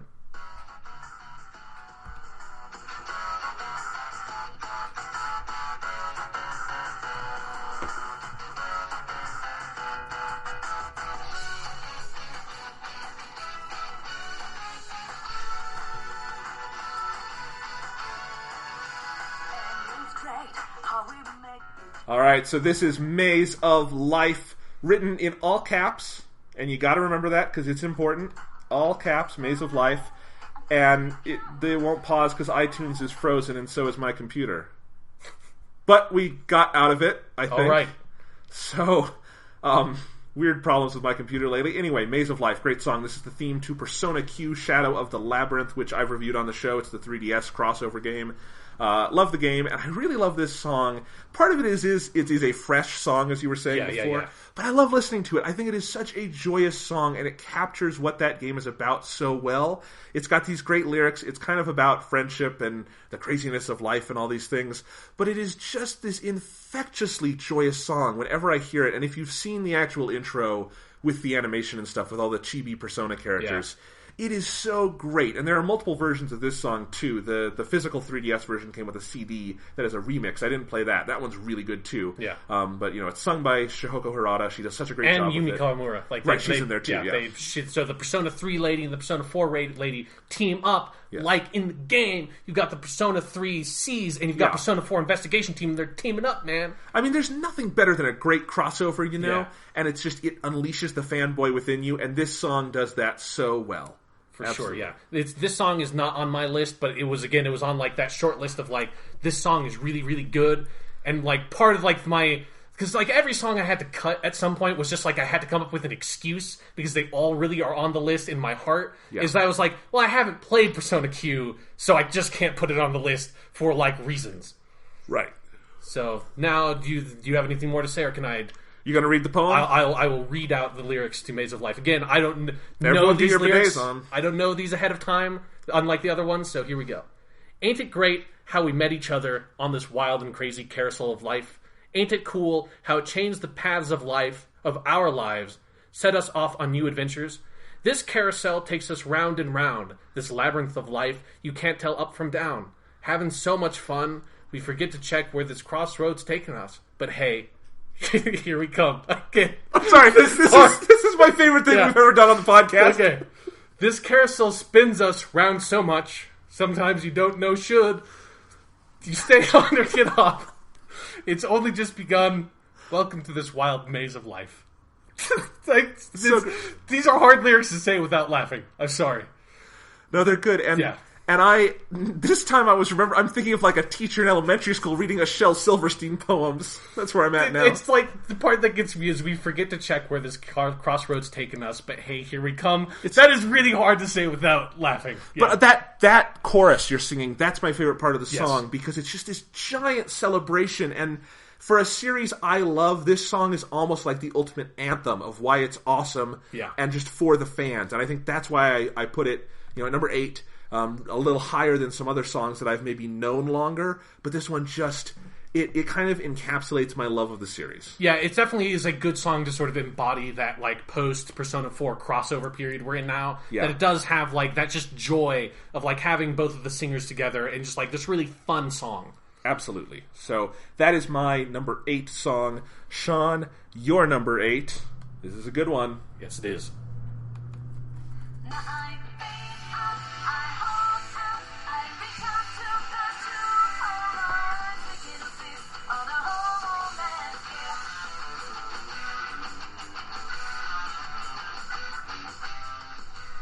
Reach out to the truth.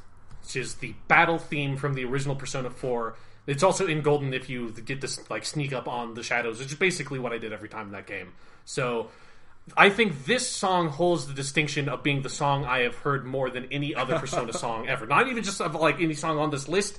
It like this song is in competition with the theme to Doctor Who as like the song I've heard the most in my entire life. Just through the circumstances of it, you hear it all the fucking time. And I think it is to the credit of this song immensely that I have heard this song so much. Like literally thousands of times. Because again, this song plays over every single battle you have in Persona 4, and I've played Persona 4 twice if you count the Golden. And again, the way I played the Golden, I basically got the song at every fight there too. So, literally thousands of times heard the song, and I still get pumped up every time I hear it. It is so much fun. It's just like, it is like a turn-based battle. Like, the song just encapsulates the Persona 4 combat system to me in a way that the Persona 3 battle music, Mass Destruction, didn't quite make my list. That's also an amazing song, and it was kind of, again, my excuses for trying to make this list was like, well, I'm just going to put these two songs in competition and pick one of them, because that's the only way I could possibly make this list.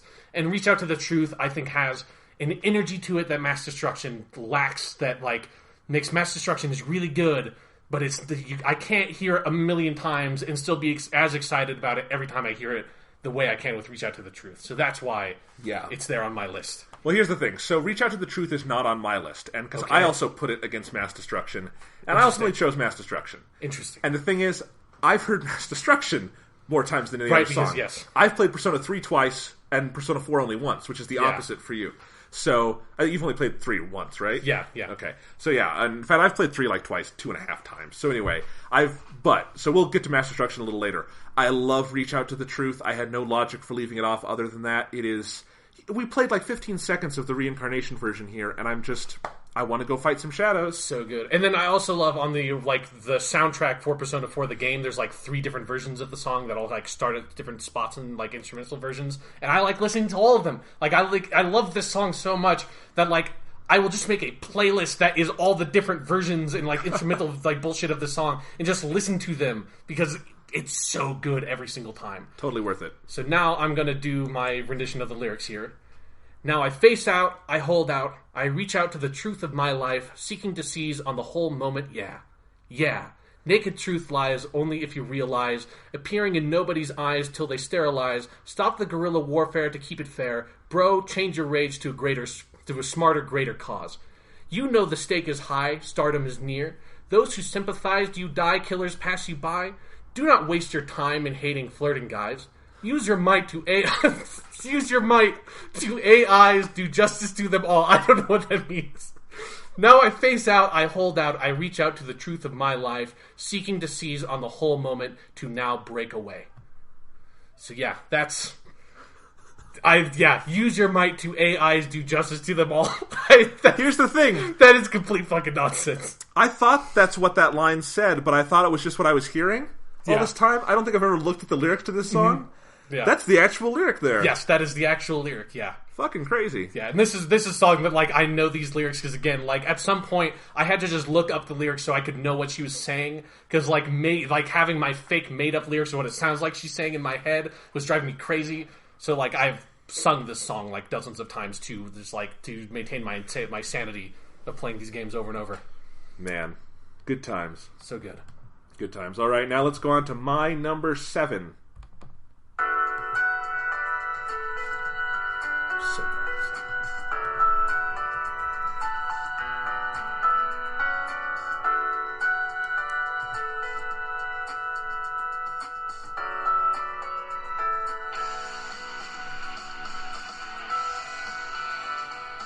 Alright, this is Now I Know, the ending theme to Persona 4, the Ultimate in Mayonaka Arena. Yes. Better known as Persona 4 Arena. Better called the Ultimate Mayonaka Arena. Yes. In any case, this is Now I Know, and this song maybe has, like, outside of our number 1 choice, my favorite, like, 20 seconds of music in Persona. I love the whole song. I love listening to the whole song. I've listened to it so many times, but it's those first, like, 30 seconds. I didn't play the whole thing, but like the intro to the song with the little piano bit that gets bigger, I find it just so emotional. I can picture it like so many images over it. And I actually haven't played Persona 4 Arena, much of it at all. But it just, I love the song so much, and I think clearly like it has a connection to Persona 4, the game, that I still love. But man, just it's that opening. I sometimes will just listen to the opening a couple times in a row, and it is such a powerful piece of music. And then you get into the lyrics, and it's great too. But those 30 seconds, if I were judging just on 30 seconds, this would be at number 2. Yeah, like, I'm so glad this song is on your list, because this was such a hard cut for me, because I love this song, and I have played Persona 4 Arena, and, like, the song does have, like, it does hit that emotional connection where, like, it feels like it is about the character of Labris, who's sort of the new character in Persona 4 Arena, and her story is the thing about Persona 4 Arena that really makes the story mode worth playing. And so, yeah, like, this was such a hard cut for me. It's such a great song. I'm so happy you have it on there, so, like, we could listen to it here. So, do you have anything else to say, or should I just jump in? I'm so excited every time you get to reading the lyrics, so let's do it. Just a little glimpse, a moment in time, a blink, not long at all. Just a touch of sky, planting a seed of hope in me. Curious how it stings my eyes as the light breaks through the clouds and falls, round me like a spell, telling me I'm forever free. Roaming wide, here I come, setting my sights on the sky, 'cause I know there are miracles waiting for me on the weathered road that I will tread, and these wonders one by one will become just a part of me. I know, now I know. Man, if you know they ever make Reading Rainbow without LeVar Burton, you should be reading the books. Thank you. These, or alternately, we need to get LeVar Burton in here to read these songs. And, like, honestly, I'm kind of surprised that, like, most of the lyrics to these songs, and part of it is it's the ones we picked, because there are some, like, real nonsense lyrics out there for Persona songs. They're coming. But these are legitimately really good lyrics if you get to them. It's good poetry. Like, you're reading it as poetry, and it sings, you know? It's definitely, like, the rhythm and the rhyme is really well done. And and again, like, if you've played Persona 4 Arena, like, there's definitely, like, some aspects of these lyrics that, like, you can see it, like, being sung from the perspective of Labris. Yeah. Okay, so now my number 7. Oh, excited. It's a good one.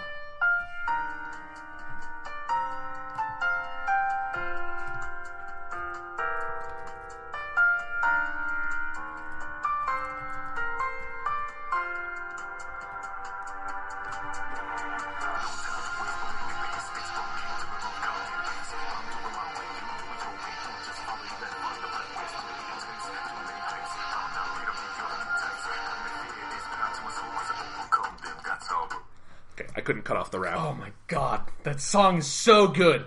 It's Beauty of Destiny. It is the first ending song to the Persona 4 animation. It is also the first song that we played here today that heavily features the amazing Lotus Juice, who's the guy who does basically all the rapping for, like, the Persona 3 stuff and the Persona 4 stuff. Although Shioko Hirata does some of, like, the little rap stuff that's in some of the Persona 4 songs. But yeah, you got some Lotus Juice. You got that fat fucking beat, man. You've got, like, it's a pretty chill song, and the imagery of the ending, it's not like, you know, it's not super exciting, but the ending animation that you watch while the song plays is just like good. It's the tarot cards sort of like falling in place, and then eventually you get down to you at the bottom, and he like crushes it and stuff. No. You get down to you at the bottom with his arms crossed, looking like a motherfucker, just standing there like That's cool. He is cool. It's just such again, it's one of those songs that, like, if I want to sit down and just listen to a Persona song and just, like, have it be playing for me, like, this song is just, it's so much fun. It gets me so hyped every time I listen to it.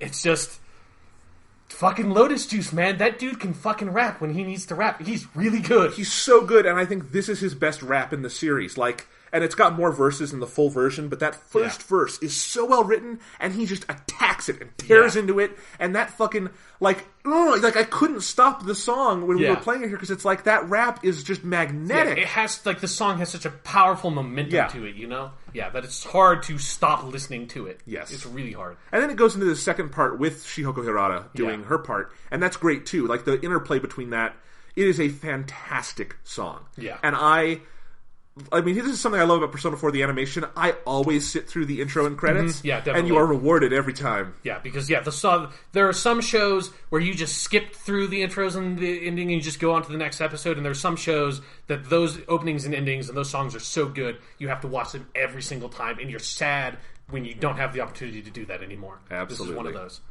So now I'm going to read some of the lyrics to Beauty of Destiny that, like, there's so many good lyrics to this song that like I kind of want to skip around, but I'm just gonna go for a bit. Okay. Let go of yourself, free your mindset. No time to waste, but make your pace. It's okay to remove, copy, and paste. I'm doing my way, you do it your way. Don't just follow your left, find the right way. Stereotypes, too many hypes, but I'm the epitome of new types. Having the fear is power to my soul because I overcome them. That's how I roll. Expose your thoughts. Don't be afraid of making mistakes. Rules prevailing in that may be your greatest rival. Some things that I don't know. Some things that you cannot run away. I feel like I can't put that in there. That's just in parentheses. Believe in faith and your heart. Your true soul stop being, in parentheses, you must face yourself sooner or later. In the shades, come on, out in the open sun. Beauty of the child of destiny. Delightful days are rich with density of love. Thorny path, there's no easy way for real bliss. So I keep on fighting for beauty of destiny. Stand up and fight for your delight. Lose sometimes, but a cry is worth a dime to shine. Don't let one loss shut your lights down. Extra coated with nice hot syrup. My sweet flows keep my life stirred up. I like to keep this fire so flared up. Reasons I gotta fight, but cheer up. Taste of fear is taste of life. Take for granted, then you might taste the nightmares. Be careful not to get impaired, having faith in what you do here and there. This age went from local to global to local to local. Sorry, there's a typo in these lyrics. So-called lifestyle evolved. Beauty of change and time, I revolve around it. This era, I'm so involved. A lot of nonsense did provoke me to write, and it got me so deep, changed my life, still struggling, but keep the fist tight, mostly against me, my life. Times you win, times you lose, times you smile, times you frown, times every moment's add to multiple of life, each second counts, they amount to something. At times you vision, times you're blinded, times you listen, times you can't hear what your heart really says in a flow of city. You need to focus, don't be fooled by it, just let go of yourself, free your mindset.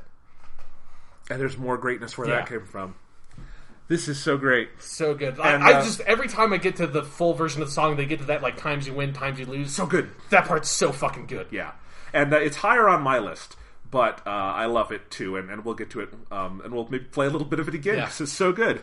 But for now, let's go ahead and do my number 6 favorite Persona song.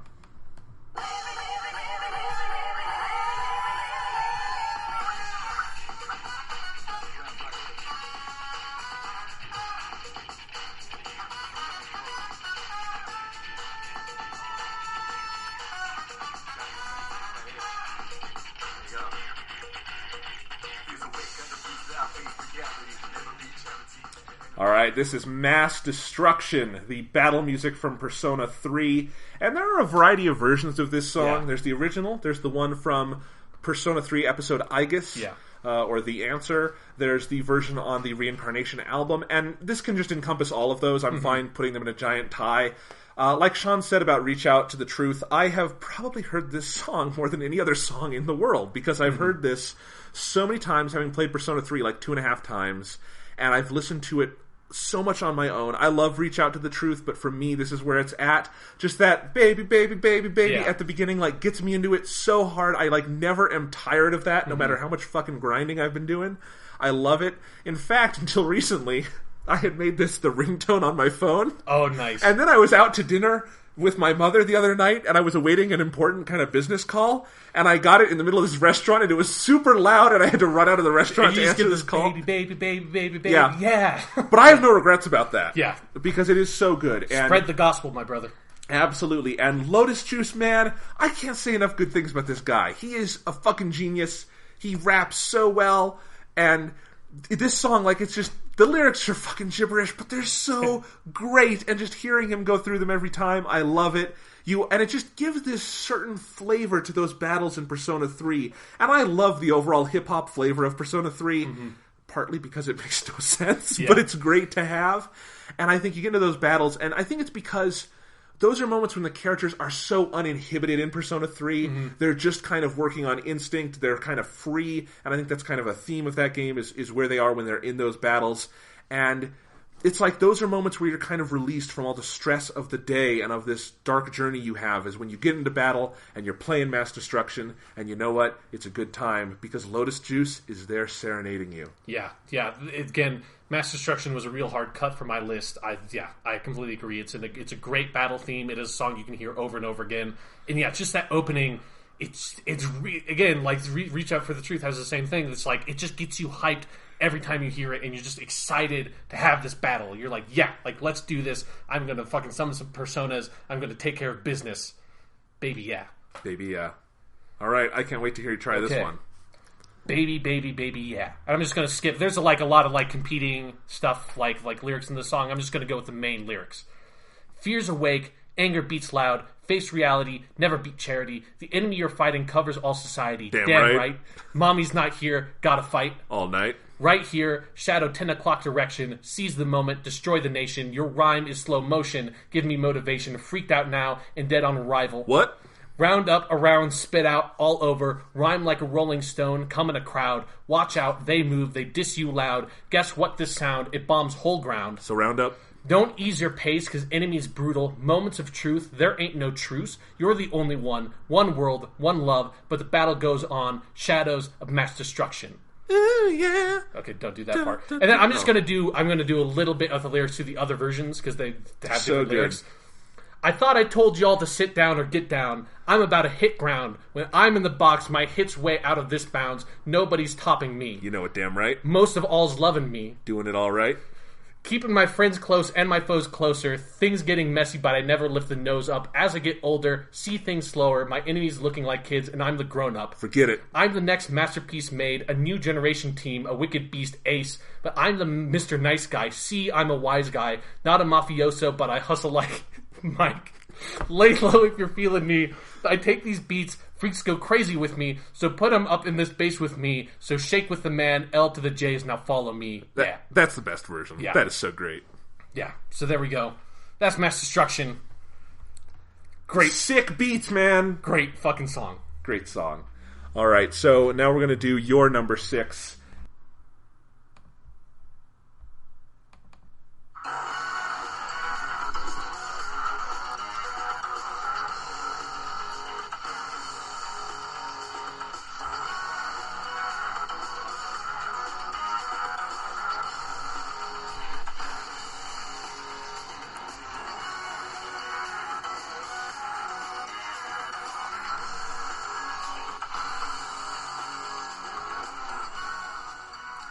My number 6 pick is Fate is in Our Hands, which is the opening to the second Persona 3 the movie. Persona 3 the movie, number 2, Midsummer Night's Dream.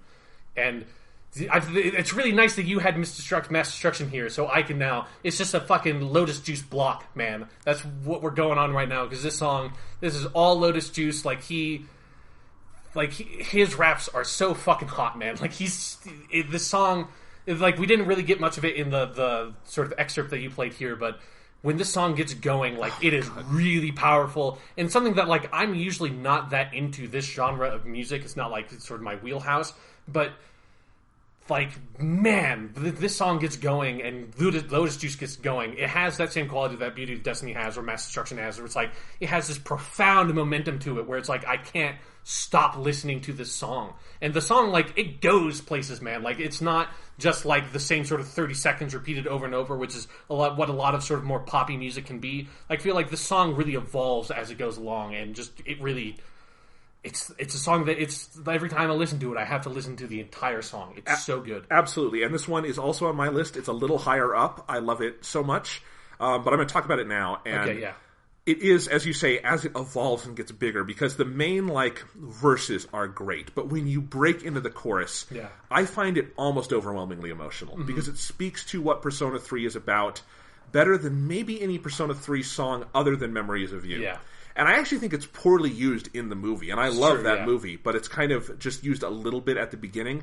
But it is such a good song, and I think the further you get into it, it has this, desperation to it. He is singing because he has to sing to live. Yeah. This is the air in his lungs, and he has to breathe these words in and out to survive. And it's that's kind of where the characters are at this point in the story. And I think it's singing about that desperation.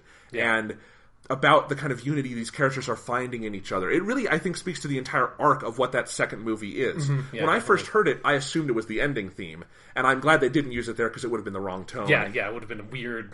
The ending of that movie is really sad. And kind of need a bummer song. The song they use there is beautiful. Yeah. But, I love the main themes of the first two Persona 3 movies I love. I also love the one... More Than One Heart. Yeah. And I was putting these two up against each other because I love More Than One Heart, but it ultimately came down to When Fate is in Our Hands gets big and it gets into it, there's really only a couple of Persona songs or game songs in general I can name that are as emotional and powerful as this one is. And it kind of takes Lotus Juice from someone who is awesome but also kind of a joke into being... He's a serious artist in this song. Yeah. So, those are my thoughts. Yeah. So I'm going to do a bit of the lyrics. I think I'm going to do sort of the first verse. I want to skip to a part later in the song that has my favorite lyrics. So we'll see how long I go, because this has a lot of lyrics in this song. So many ways to live by, whether to only to get by. It depends on what you choose. I went with the flow, music came to applaud, and I had a little talk with destiny, that's all. But nothing ever moves accordingly. Handled well, their conduct's disorderly. Never made it to varsity, but most importantly, good prevailed, grabbed hearts of majority. I'm a curious cat, but can't kill me. Satisfaction's dynamo to what's after, the real factors. The passion expanding, because if I had to fake life, that's real assassin. Sometimes truth kills, but knowledge is power. Used to wish no change, that's life after. But like the saying, change comes constantly. Growth is optional, choose wisely. Let's let the summer breeze talk to us. Go with the flow, let's keep on fighting. Never looking forward or back, only looking upward with stars are shining. Even when I'm lost in the course, y'all show me the way like moonlight in darkness. All the way till the very end, spring came to my life with more than one heart. After long years of winter, no man's an island together. United we stand on the ground, tall feet, that destiny's in our hands, because what we do comes back someday, midsummer night's dream. And now I'm going to skip a little bit later to another part of the song that I really, really like. To my foes, I never understood where that hatred came from. Tried to get it, but now we got different anthem. Couldn't fathom what you mean by just abandon. Rather try to fix it no matter the outcome. However, my biggest foe's the shadow of life. It's shadow of death. What's behind the light? The enemy is me. I better seize these weak part of me or be acquainted with him. Occasionally I misbehave with him unwitted little, but ignorant, indicating that I didn't really understand yin yang, good and bad, who's bad, all on me in the end of the day. Bottom line, I've got to paint it my way, like Shakespeare, Picasso, like Monet. Battle goes on in this midsummer night. Against the unknown, I'm ready to fight. Fuck yeah. Yeah, like that. That rap is so when good. He gets into that part in the song where it's like really understand yin yang, good and bad, who's bad, all on me in the end of the day. Like that, the way he delivers that line, it's like, it's the most amazing sentence in the English language. Like the way he sings it, it sounds like he's freestyling, actually. Yeah, and it's incredible. Like for someone who's like English is not his native language, like to be able to like deliver that line in that way, it's really good. Yeah. Yes, it is. All right, so that was your number six. So let's do my number 5.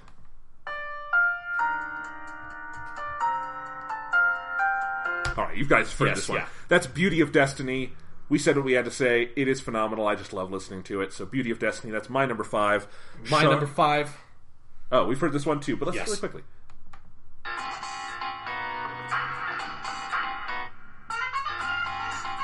We are living our life, Jonathan. We are living our life. So yeah, that's Pursuing My True Self. Again, the opening to the original Persona game, Persona 4 game.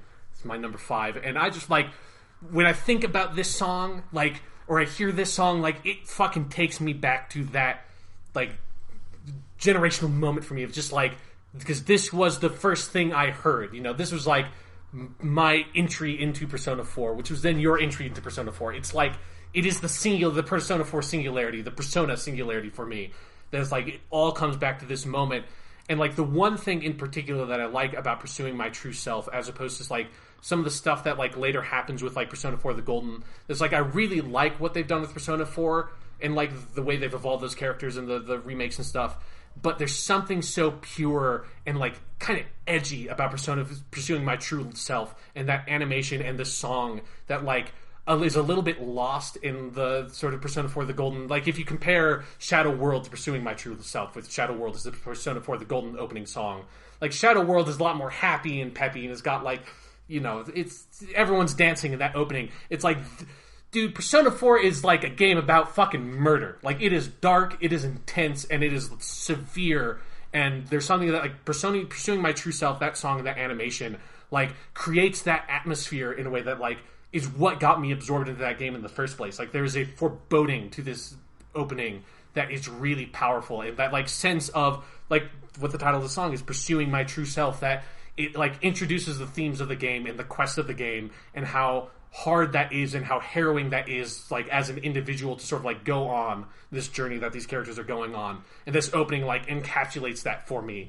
And it's just like, and it's just that, like, grimy 4x3 PS2 video. It's like, just adds to that effect. And they, like, play into that in the video itself, because there's, like, security camera footage and stuff like that of just, like, it is raw, it is unfiltered, it is, like, physical. And that's what that song is to me.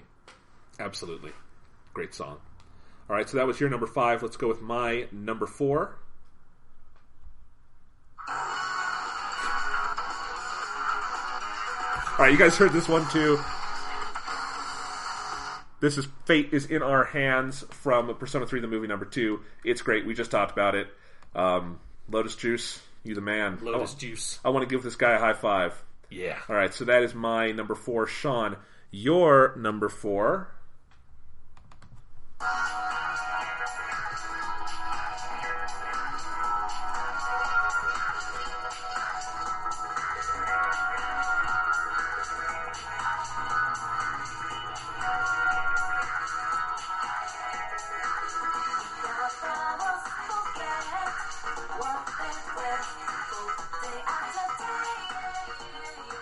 Your Affection, which is, it's a song from Persona 4. It is one of the number of songs that sort of play in your day-to-day life. It's like this song, it's Heartbeat, Heartbreak. It's sort of like, those are the two main ones that it switches between.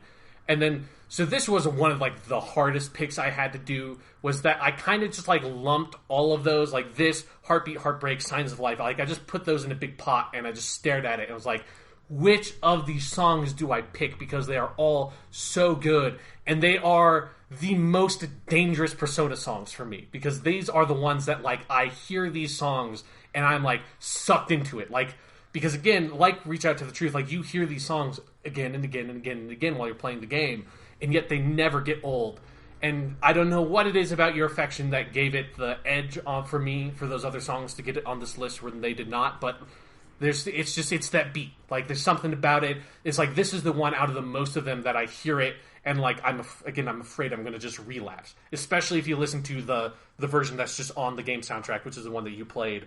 Like, this song, it's like a part of my life, because you just hear it over and over again, and it encapsulates that sort of miasma of Persona 4 that just consumes you in a way that none of the Persona 3 equivalents, like Changing Seasons or Want to Be Close, made it on my list. Even though I like those songs, none of them, like, it's sort of a fundamental difference between, I think, the Persona 4 soundtrack and the Persona 3 soundtracks and what they're doing. That, like, the individual moments for Persona 4, like, those individual days are what's, like, really important, what that game's really about. Whereas Persona 3 has, like, more of a cumulative effect thing going on. So it's like, there's something about Your Affection that it's like, that song, it just draws me in every single time. And there's another one that, like, because, like, Shioko Hirata's pronunciation for the English is, like, really crazy in a way that, like, it needs to be to make the song work. So I have no idea what the lyrics of the song are, but I feel compelled to, like, sing nonsense every time I hear it, because it's just completely infectious. This is the one where I dance my thumbs on the thumbsticks when I hear it. Yeah, exactly. Look, I'm going to give the exact same spiel in just a couple of minutes. I couldn't have said it better myself. So why don't you take it away with the lyrics, Sean? All right. Withered flowers forget what they wept for day after day. Withered flowers must blossom in the stream of tears. They still think of the cause. Turning misery into meaningfulness, changing day after day. Turning misery into meaningfulness, changing day after day. Your affection, taking pride from fear. Past will tell you when to make yourself a hero. Your affection, past will tell you when to make yourself a hero. That's basically, those are the lyrics to the song. You know what I'm realizing why I'm loving this so much? My favorite moments in Persona 4 might be Marie's poems. Yeah. And this sounds like you're just being Marie reading her poems. It's true. And like, I should walk into the Velvet Room and you're standing there. You're not standing there. I hear your poem come out mystically, and then you walk in and you're like, yeah! That kind of thing. Yeah. It's particular. I love the past will tell you when to make yourself a hero. I love that line. Yeah. I don't know what that means. Like, it's just kind of nonsense. It's so good, though. So good. So good. Your affection. All right, your number 4 song. My number 3 favorite Persona song.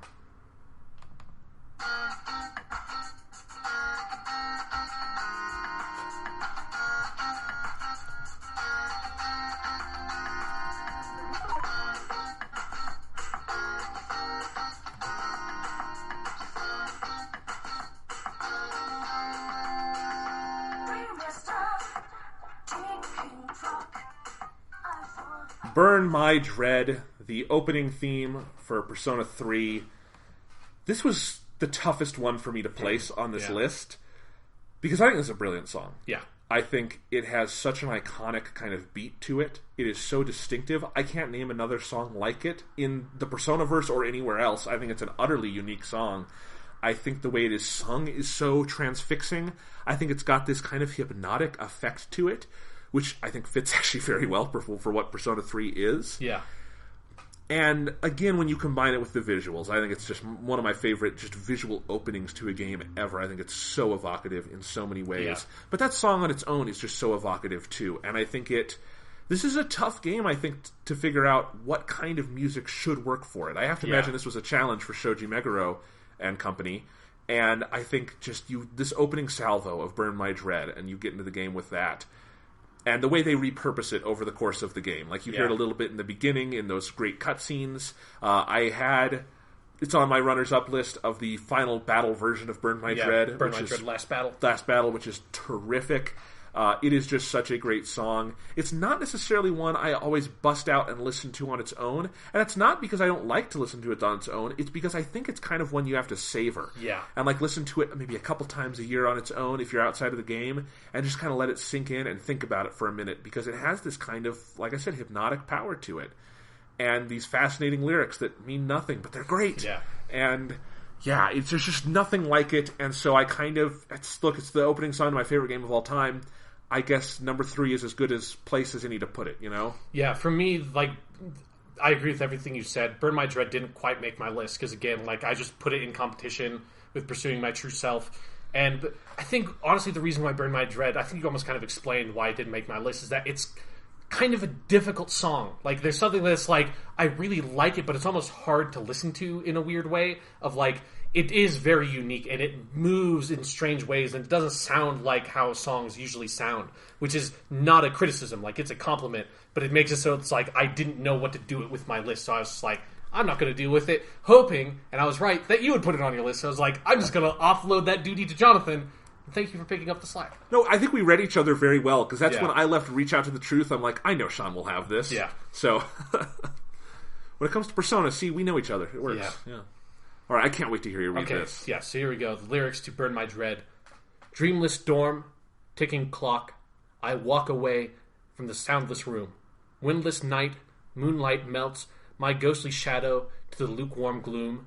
Nightly dance of bleeding swords reminds me that I still live. I will burn my dread. I once ran away from the god of fear, and he chained me to despair. Burn my dread. I will break the chain and run till I see the sunlight again. I'll lift my face and run to the sunlight. Voiceless town, tapping feet, I clench my fist in pockets tight. Fear in mist a tower waits, like a merciless tomb, devouring moonlight. Clockwork maze, end unknown, in frozen time, a staircase stands. Shadows crawl on blood-stained floor. I rush straight ahead with a sword in hands. Cold touch of my trembling gun. I close my eyes to hear you breathe. I will burn my dread. This time I'll grapple down that god of fear and throw him into hell's fire. Burn my dread. I will shrug the pain and run till I see the sunlight again. Oh, I will run, burning all regret and dread, and I will face the sun with pride of the living. And now I do not regret putting it at number 3. Yeah, lyrics are real fucking good, right? I mean, they're so good. They're so good. And you know what? It's impossible to understand them when Yumi Kawamura is singing them, because she's singing them it's Japanese English instead of it just her trying to sound English singing them. But the actual lyrics are really well done. Yeah, I said they're kind of gibberishy. And some of them are, but you get to the full arc. You've got to listen to the full 3.5 minute version, because the short version has an arc to it, but the full version encompasses. Yeah, it the comes game. back around. Yeah, it's just brilliant. Yeah, so it's really the language of it is very evocative in an impressive way. Of it just really makes you think of the game. Again, you cannot understand any of it if you're listening to the song, but I don't know who writes the lyrics, and I don't know if that's even fully well known for all these, but whoever writes the lyrics for all these songs, assuming it's the same person, they do a really good job. They're impressive. Well, we've been listening to it on here, just listening to them kind of as poems, and they're great. Yeah, and they work. So, yeah, brilliant. So, you want to do your number 3? Yes, my number 3.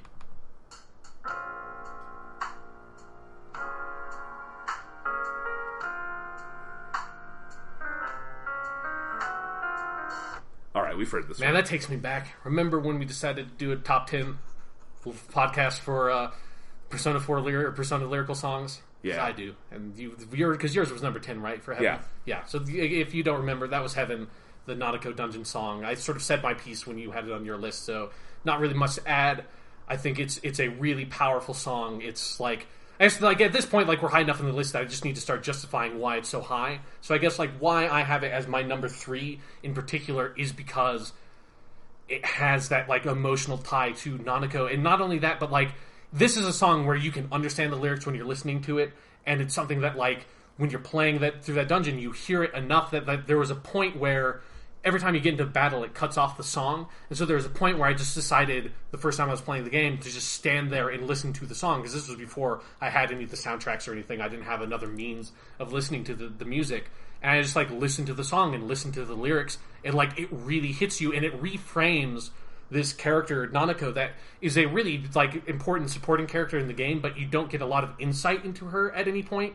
And so it's a really kind of surprising move that this song gives you so much insight into that character, and it was a really powerful, memorable moment for me playing that game and, like, listening to this song, because this song is also so completely different than all the other dungeon music, because all the other dungeon music in the game is good, but they're, like, instrumental tracks that are, like, really sort of, like, aggressive and sort of, like, hard to listen to in a good way. And this is, like, it's this really, like, slow, smooth, kind of jazzy song. I mean, the version you're playing is the reincarnation version, which sort of, like, really plays into the slow jazz version of it. But this, even in the original version of the song, it has that feel to it, that it's very unique, and it's not a kind of song you ever hear in a video game. Yes, absolutely. Anything else to say about Heaven? I don't think so. It's a All right. good song. So now we're into my number 2, and here's the thing. Now we're into the shit. I cheated. My number 2 is a 3-way tie, because... Oh, that's like a super cheat, you fucking asshole. Look, let me explain. Let me play the songs really quick. Okay. And I'll explain, okay? It's 3 songs. One of them you've already heard. Your Affection. We all know that. I think it's great. I see where this is going now. Yeah. All right? Then this one.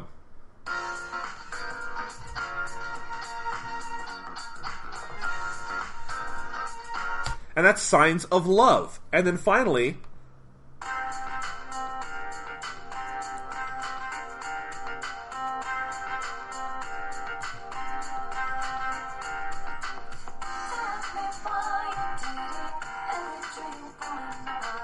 So here's the thing. These had to be... I thought... This was the part that took me the longest. I thought so long and hard about... Because I knew one of these songs was number 2. There was no other way. Look, number 1 was set in stone. You guys have probably already guessed what number 1 is. But I couldn't do anything else. Number 1 was number 1.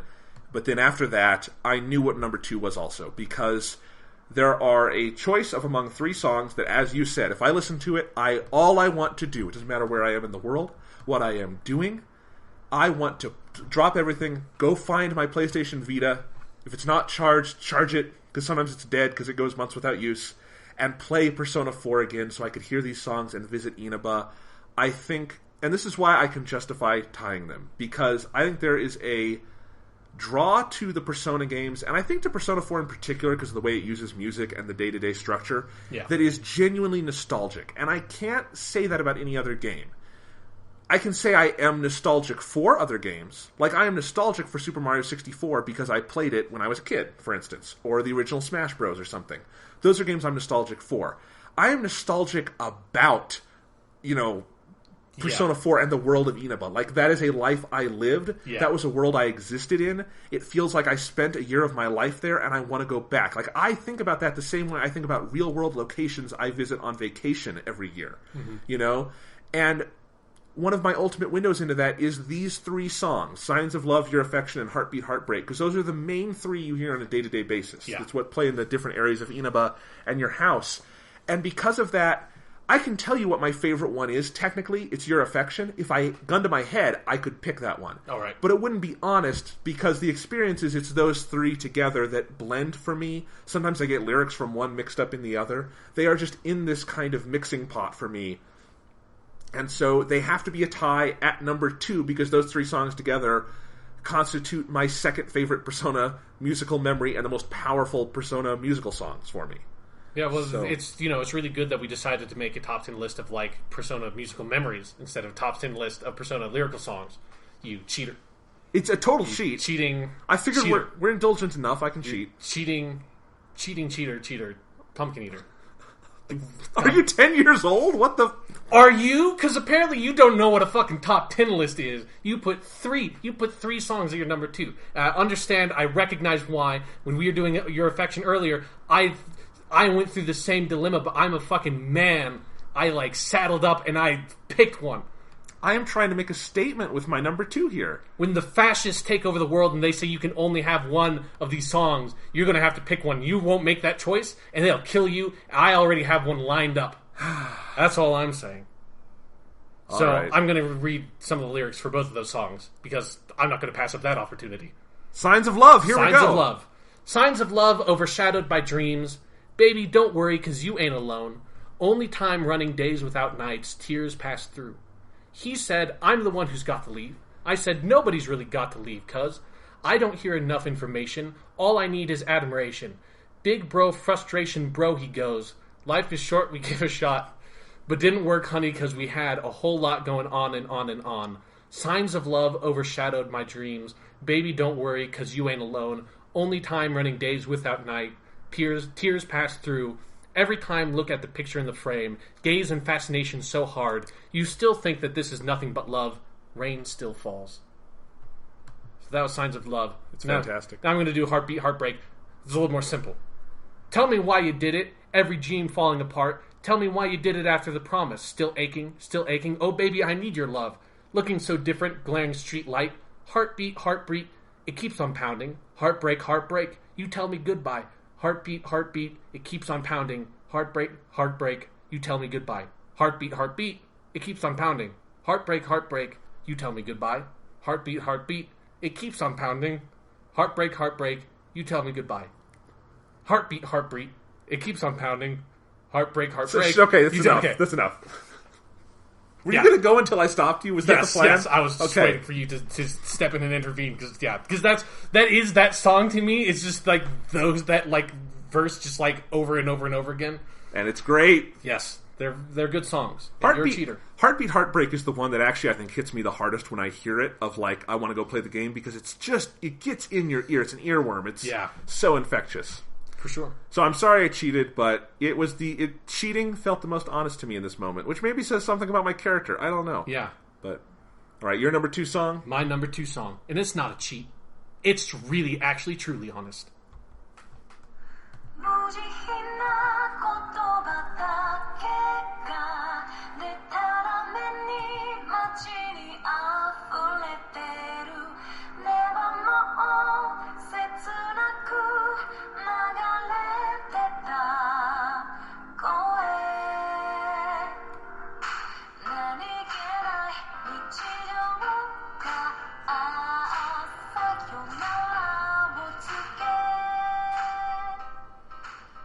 Nevermore, which is the ending song to Persona 4. And, like, I have a long-standing belief that the best song for every Persona soundtrack is the ending credits song. And it's basically true. Like Persona 4 Arena, definitely true. Persona 4, definitely true for me. Persona 3, definitely true. And then, like, Persona 2's true, and Persona 1, I'm not sure, but I think it's basically true. Persona 4 Arena Ultimax is the one that does not hold true. It's the exception that proves the rule. But in general, Persona Q also, I would add to that. Yeah. I like that one, but it's not quite. I love it. It's but also the way it's used. Like, there's a very specific reason the song is the way it is in Q. So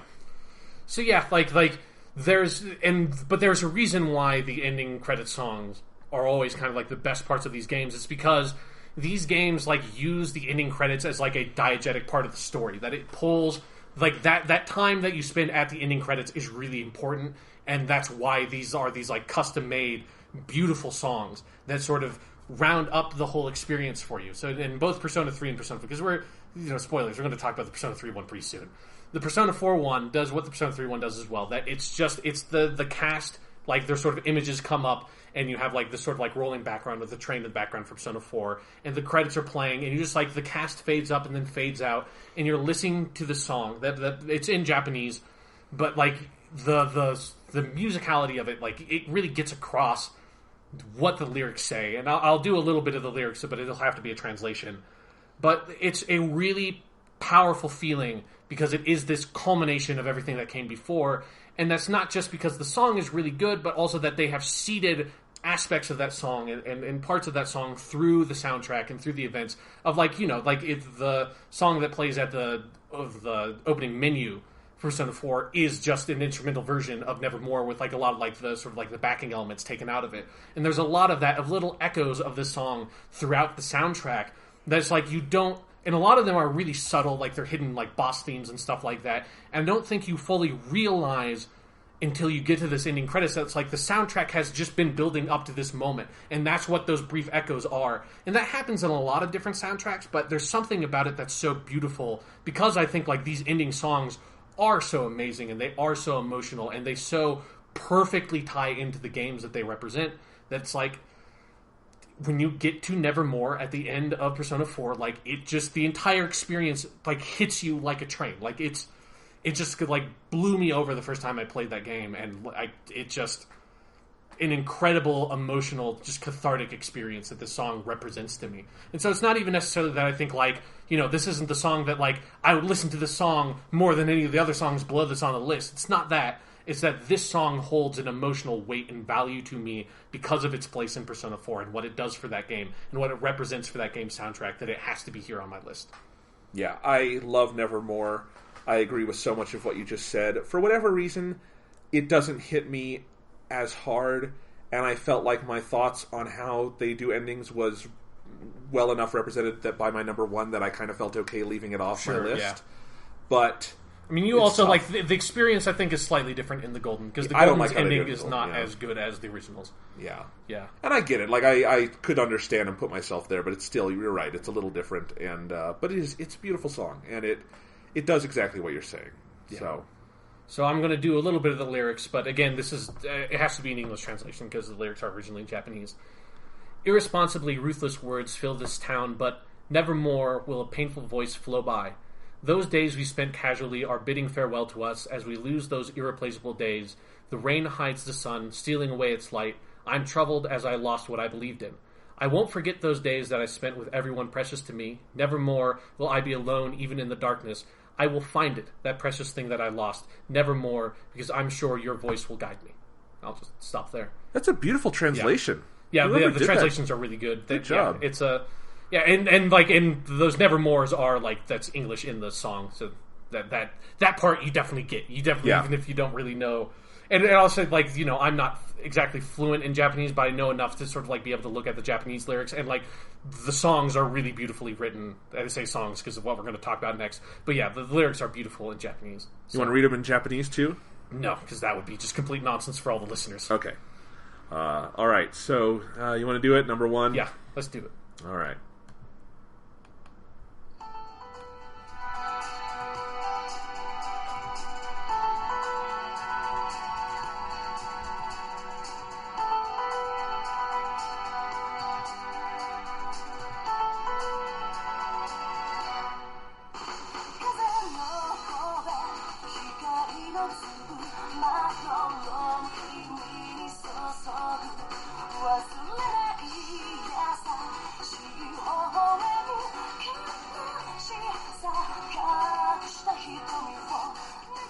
If I don't stop it now, we'll be here all day. Yes. Memories of You, Yumi Kawamura doing the music there. Yep. And this is the end theme to Persona 3. And I don't know how else to say it other than as I said it about 2 years ago when we talked about this on the show. Still one of my favorite episodes of the podcast, which is our big review of Persona 3, kind of retrospective look at the game. And I just finished it. And I finished Persona 3 at about 5 in the morning. Sun was coming up outside. And I finished it. This song started. And I was weeping in a corner for like half an hour. And I don't feel ashamed to say that. I feel kind of vulnerable saying it. Yeah. But I don't feel ashamed because I think this game comes by those emotions so honestly. It is such a cumulative thing. That ending to that game is so powerful, as shown by our different interpretations, can be read in so many, I think, equally valid and powerful ways. Yeah. And then this song plays. And you do not need to know the translation to know it's beautiful. I think music, one of the great things about it is that the language of the lyrics almost doesn't matter if it's great and if it's passionate enough. This is proof of that. If you read the lyrics in English so you can kind of see what they say, that adds something to it to a certain degree. Yeah. But I just think the overall passion of it, I mean, you can tell it's Aigis singing to the main character even if you don't know what the lyrics are. Yeah. You can feel that. The music, it's kind of upbeat, but it encompasses all this sadness and darkness, but in this kind of higher plane of emotion. And I think that's so much of what Persona 3 is about and what its perspective on death is. And so tonally it's perfect. Yeah. But it is like this perfect, as you say, it's like what Nevermore does, but I think to an even bigger degree of just bringing it all home and hitting you with that. And the song is 6 minutes long or so, and I think you need those 6 minutes and probably more, but so 6 minutes to start just to decompress. Yeah. And sit with those lyrics because so much has happened in, what I think is the greatest story in all of video games. And probably in all of movies I've seen. It's beautiful, and that morning of playing the game and getting to that and crying in the corner, that was the most cathartic moment I had after the death of my father, which had happened like a year before. And I don't think I can give a song or a game higher praise than that, so I'm going to pass it off to you. Yeah, it's definitely like everything I said about Nevermore applies here with like the way that it's not just the song, it's the way the song is used in the game is just incredible. That's like when I said earlier that like the Persona 4 and Persona 3 soundtracks I think are very different in sort of what they are and how they're used in the games. And so the Persona 4 one is about those days, like every day that goes by, and it's about living those days. And that's one of the reasons why I think even like the original game has a imperfect ending. Like it's not terrible, but like the ending of Persona 4, the true ending and everything, like it's not amazing, it's not the most incredible part of the game. But for Persona 3, that game, and I think its soundtrack, is about this cumulative effect. It is about this overall story, and it has the day-to-day part, and that's really important, but like it's about this like long tragic arc and this like intense sort of discussion and introspection about death and mortality. And so when you get to, I think, the part of Persona 3 that sort of like ensures it in its like pantheon of like the greatest, or at least one of the greatest games of all time, is the last month, is January, where all the songs change. Like all the songs you listen to in your day-to-day life, they change. And they change in a way that, again, it's like echoes of the ending credits song of Memories of You that's going to come later. And you get, like, it becomes... It's kind of like that nostalgia thing you're talking about with Persona 4, where the game seeds nostalgia for the song. Because that's one thing that I think is really important about music, is that a song can be really powerful and hit you a lot the first time you hear it, but I think the true impact and effect of music is music that you've listened to over and over and over again, and that's where it becomes a part of you and it seeps into your body, and it's why I think we all like have certain artists and songs and albums that we go back to time and time and time and time again in our life because it represents something to us. It is a part of something for us, and it's not, music is not about like you not expecting and anticipating what's going to happen next in the song and it being surprising that way. Like that can be an experience that's rewarding in music, but I think the most powerful thing about music is when you know the song, is you know every beat, you know every note, you know where the song goes. It's that a surprise, it's like you understand everything about it.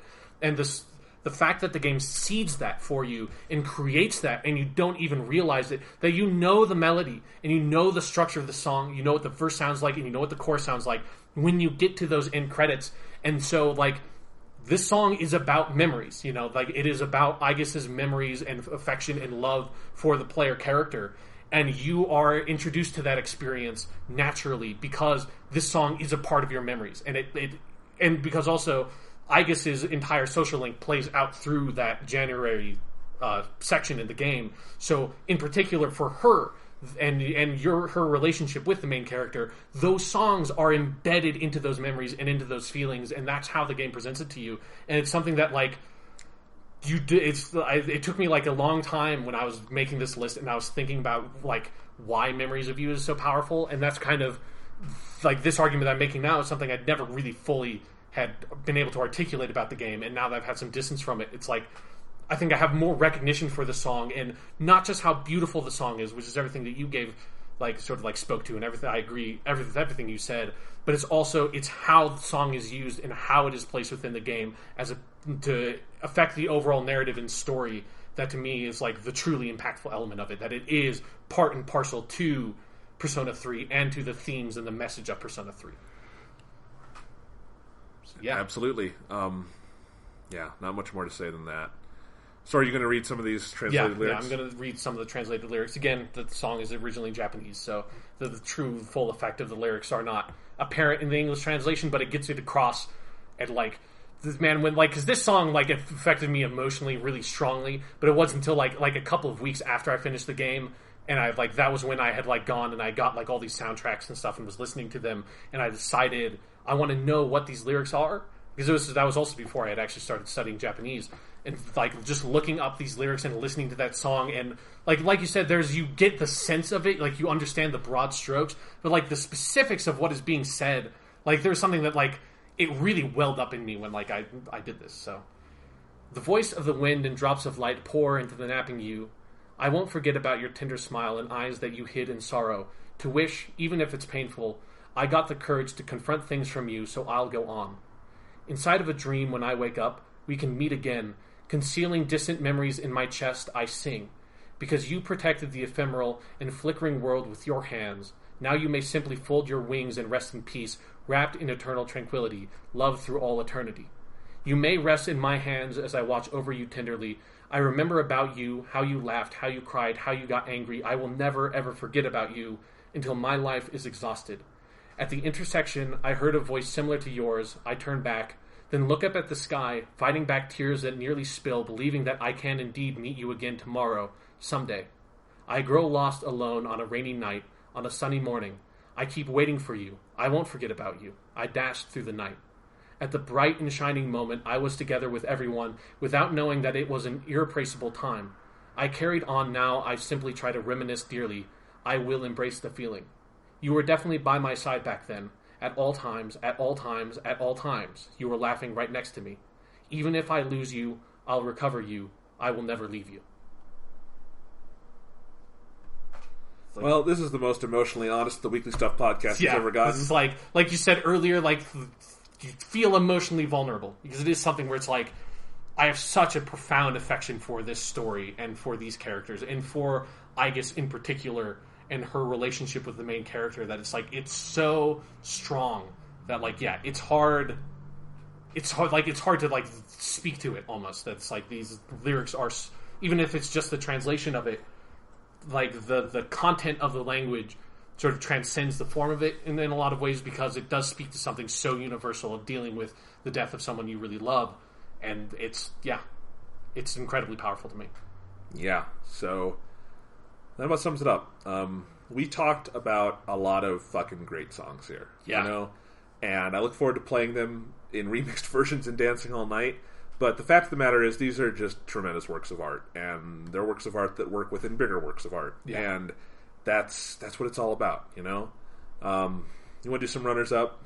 Yeah, let's do some runners up. Let's talk about some songs that we love but didn't quite make the cut. So I did actually a 20 to 11 ranked too. Yeah. So why don't I just go through that really quick? Yeah, go ahead. I'll say. So it's starting from like 20. I went with Brand New Days, which is the closing theme to Persona 3: The Answer, or episode Aigis. Really good. It kind of plays with your memories of Memory of You, but kind of tweaks it a little bit. It's a really good song. Then 19, I had Nevermore. Again, I had no idea where to place that, so it kind of fell there.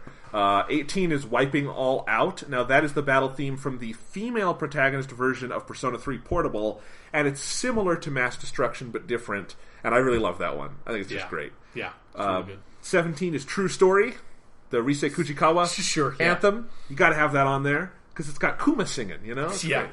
And there's like 5 different versions of that song from like all the animes and stuff. Yep. Yeah. Number 16 is Snowflakes, which is sort of an additional area theme that was added in Persona 4 Golden for winter. Yeah. And I think it's a great song. Yeah, the Powder Snow mix is even better, which is on the Golden soundtrack. Yeah.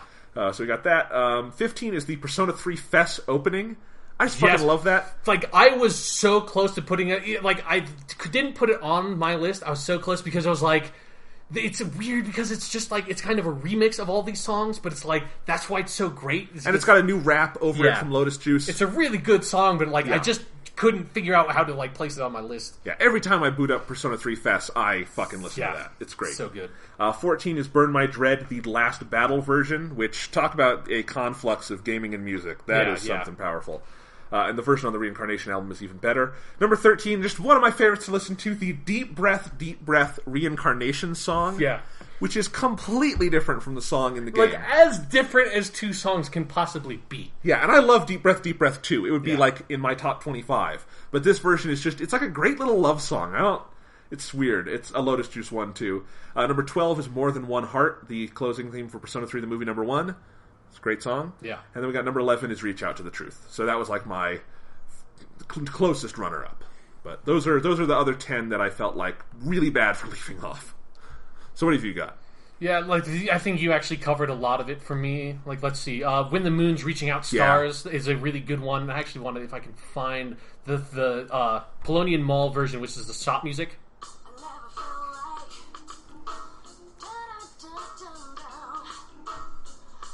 I love that song. Like, it's one of my favorite shop music songs in any video game ever because it's so funky. I think it's like a really core piece of, like, this small song. It's a really core piece of the Persona 3 soundtrack to me, of like what defines the identity of that soundtrack and that music.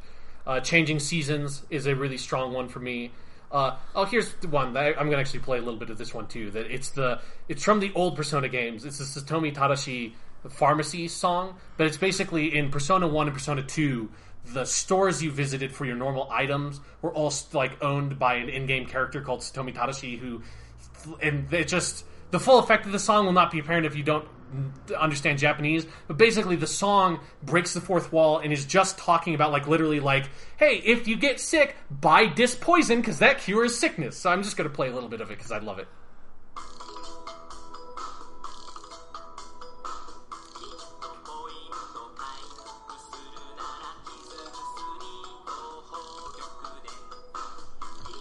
Okay.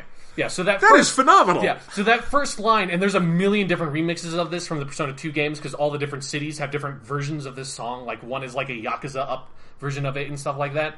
But just like the first song of that line is literally just like, if you've lost some hit points, it would be good to take a medicine. Like, that's basically the translation of the first line of that song. So it's fucking amazing. It's because you don't, obviously, if you don't know Japanese, you don't know that. And then when I realized that after I learned enough Japanese to understand the lyrics, I'm like, wait, he's saying hit points. Like, that's hit points. Like, there is a song, like, diegetically within the universe of the first two Persona games.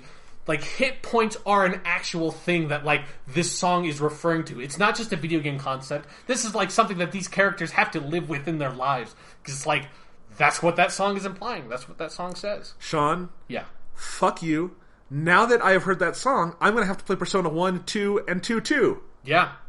I have to do it now. I mean, you could probably skip Persona 1 or, like, read a plot summary, because that game is way longer than, like, it needs to be for looking back on it. But the Persona 2s, I think, are legitimately really strong games. Like, I would recommend them for anyone.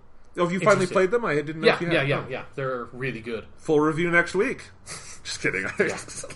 Yeah, if you can get through both of those games by next week, I'll probably do a review of them with you. Okay. They are fucking long games. But good? Yeah. And I think that's all my sort of, like, just rounding up. We forgot a really important one. I mean, there's the true best song. There's another one that we forgot. Oh, and I'm going to restart it because I had the volume all the way down. Oh, yes, this is a good one. Yeah. Rewind. Sean, there's another one we forgot.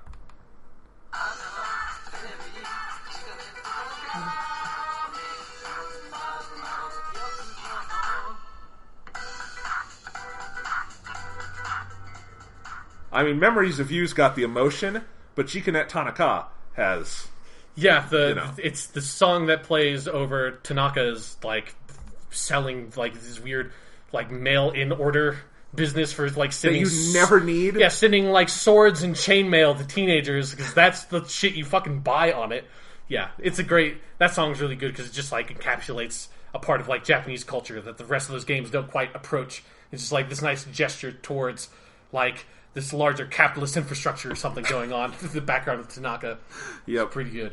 And in particular, one of the things I love about that song is that because that character in that song is in Persona 4. And so when you play the games in reverse order, in Persona 4 first and then Persona 3, it's like, it's amazing when you get to Persona 3 and you realize, this dude has a social link. Like, this isn't just like a reference like in Persona 4 to like this like ongoing thing in these games of like this guy who sells you stuff. It's like, no, he is a character with a social link. Like I get to go meet Tanaka and like I get like to find out, get on the ground floor about this fucking sleazy businessman dude. It's great. Yeah, Tanaka's real good. Do you think he'll be in Persona 5? I hope so. That would be great. I definitely hope so. Actually, I was looking at my list. I found another one I want to play. If I can find the soundtrack that it's from. Here we go. Yes.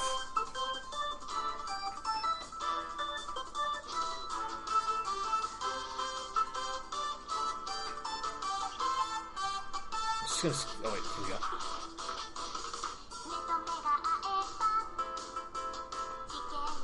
Okay, I'm just going to stop it there because I can't play through that whole song. So that's Koisuru Meitante, which means love detective, literally in Japanese. It is a song that in like the sort of the middle break of the Persona 4 anime plays in the Nanako episodes of like two-parter, that she wants to find out what Yu has been doing over his summer break because he's never home. So she dresses up as this anime character, and that's that anime character's theme song. And like there's something that like that song is so goofy, and it captures this very specific style of like anime opening songs, but it's like legitimately way better than any of those songs actually are. Like it's a really fun song to listen to because it's also only like 90 seconds. Persona overachieving since 1995 or whenever they started. When did they start? Persona 1, 1996. I was close. Yeah. All I have to do is go look at my album because I have all the best years on there. Yeah. All right. So you want to play the actual best Persona song ever? Yeah. So or like I'll do it. Yeah, you have better speakers on your laptop. So yeah, I mean, we both made our top 10 list. I mean, you made like a top 12 list, but I felt that like I made my top 10 list, and I realized the truth of that. Like, there's one song, there's one Persona song that is actually the top. It's the best. It beats them all out. It is for the top 10 list. It is the zero. It is the full arcana. It is nothing, and yet it is everything. It holds. It's empty, yet it holds infinite potential. It is the number 0 song. Jonathan, would you please?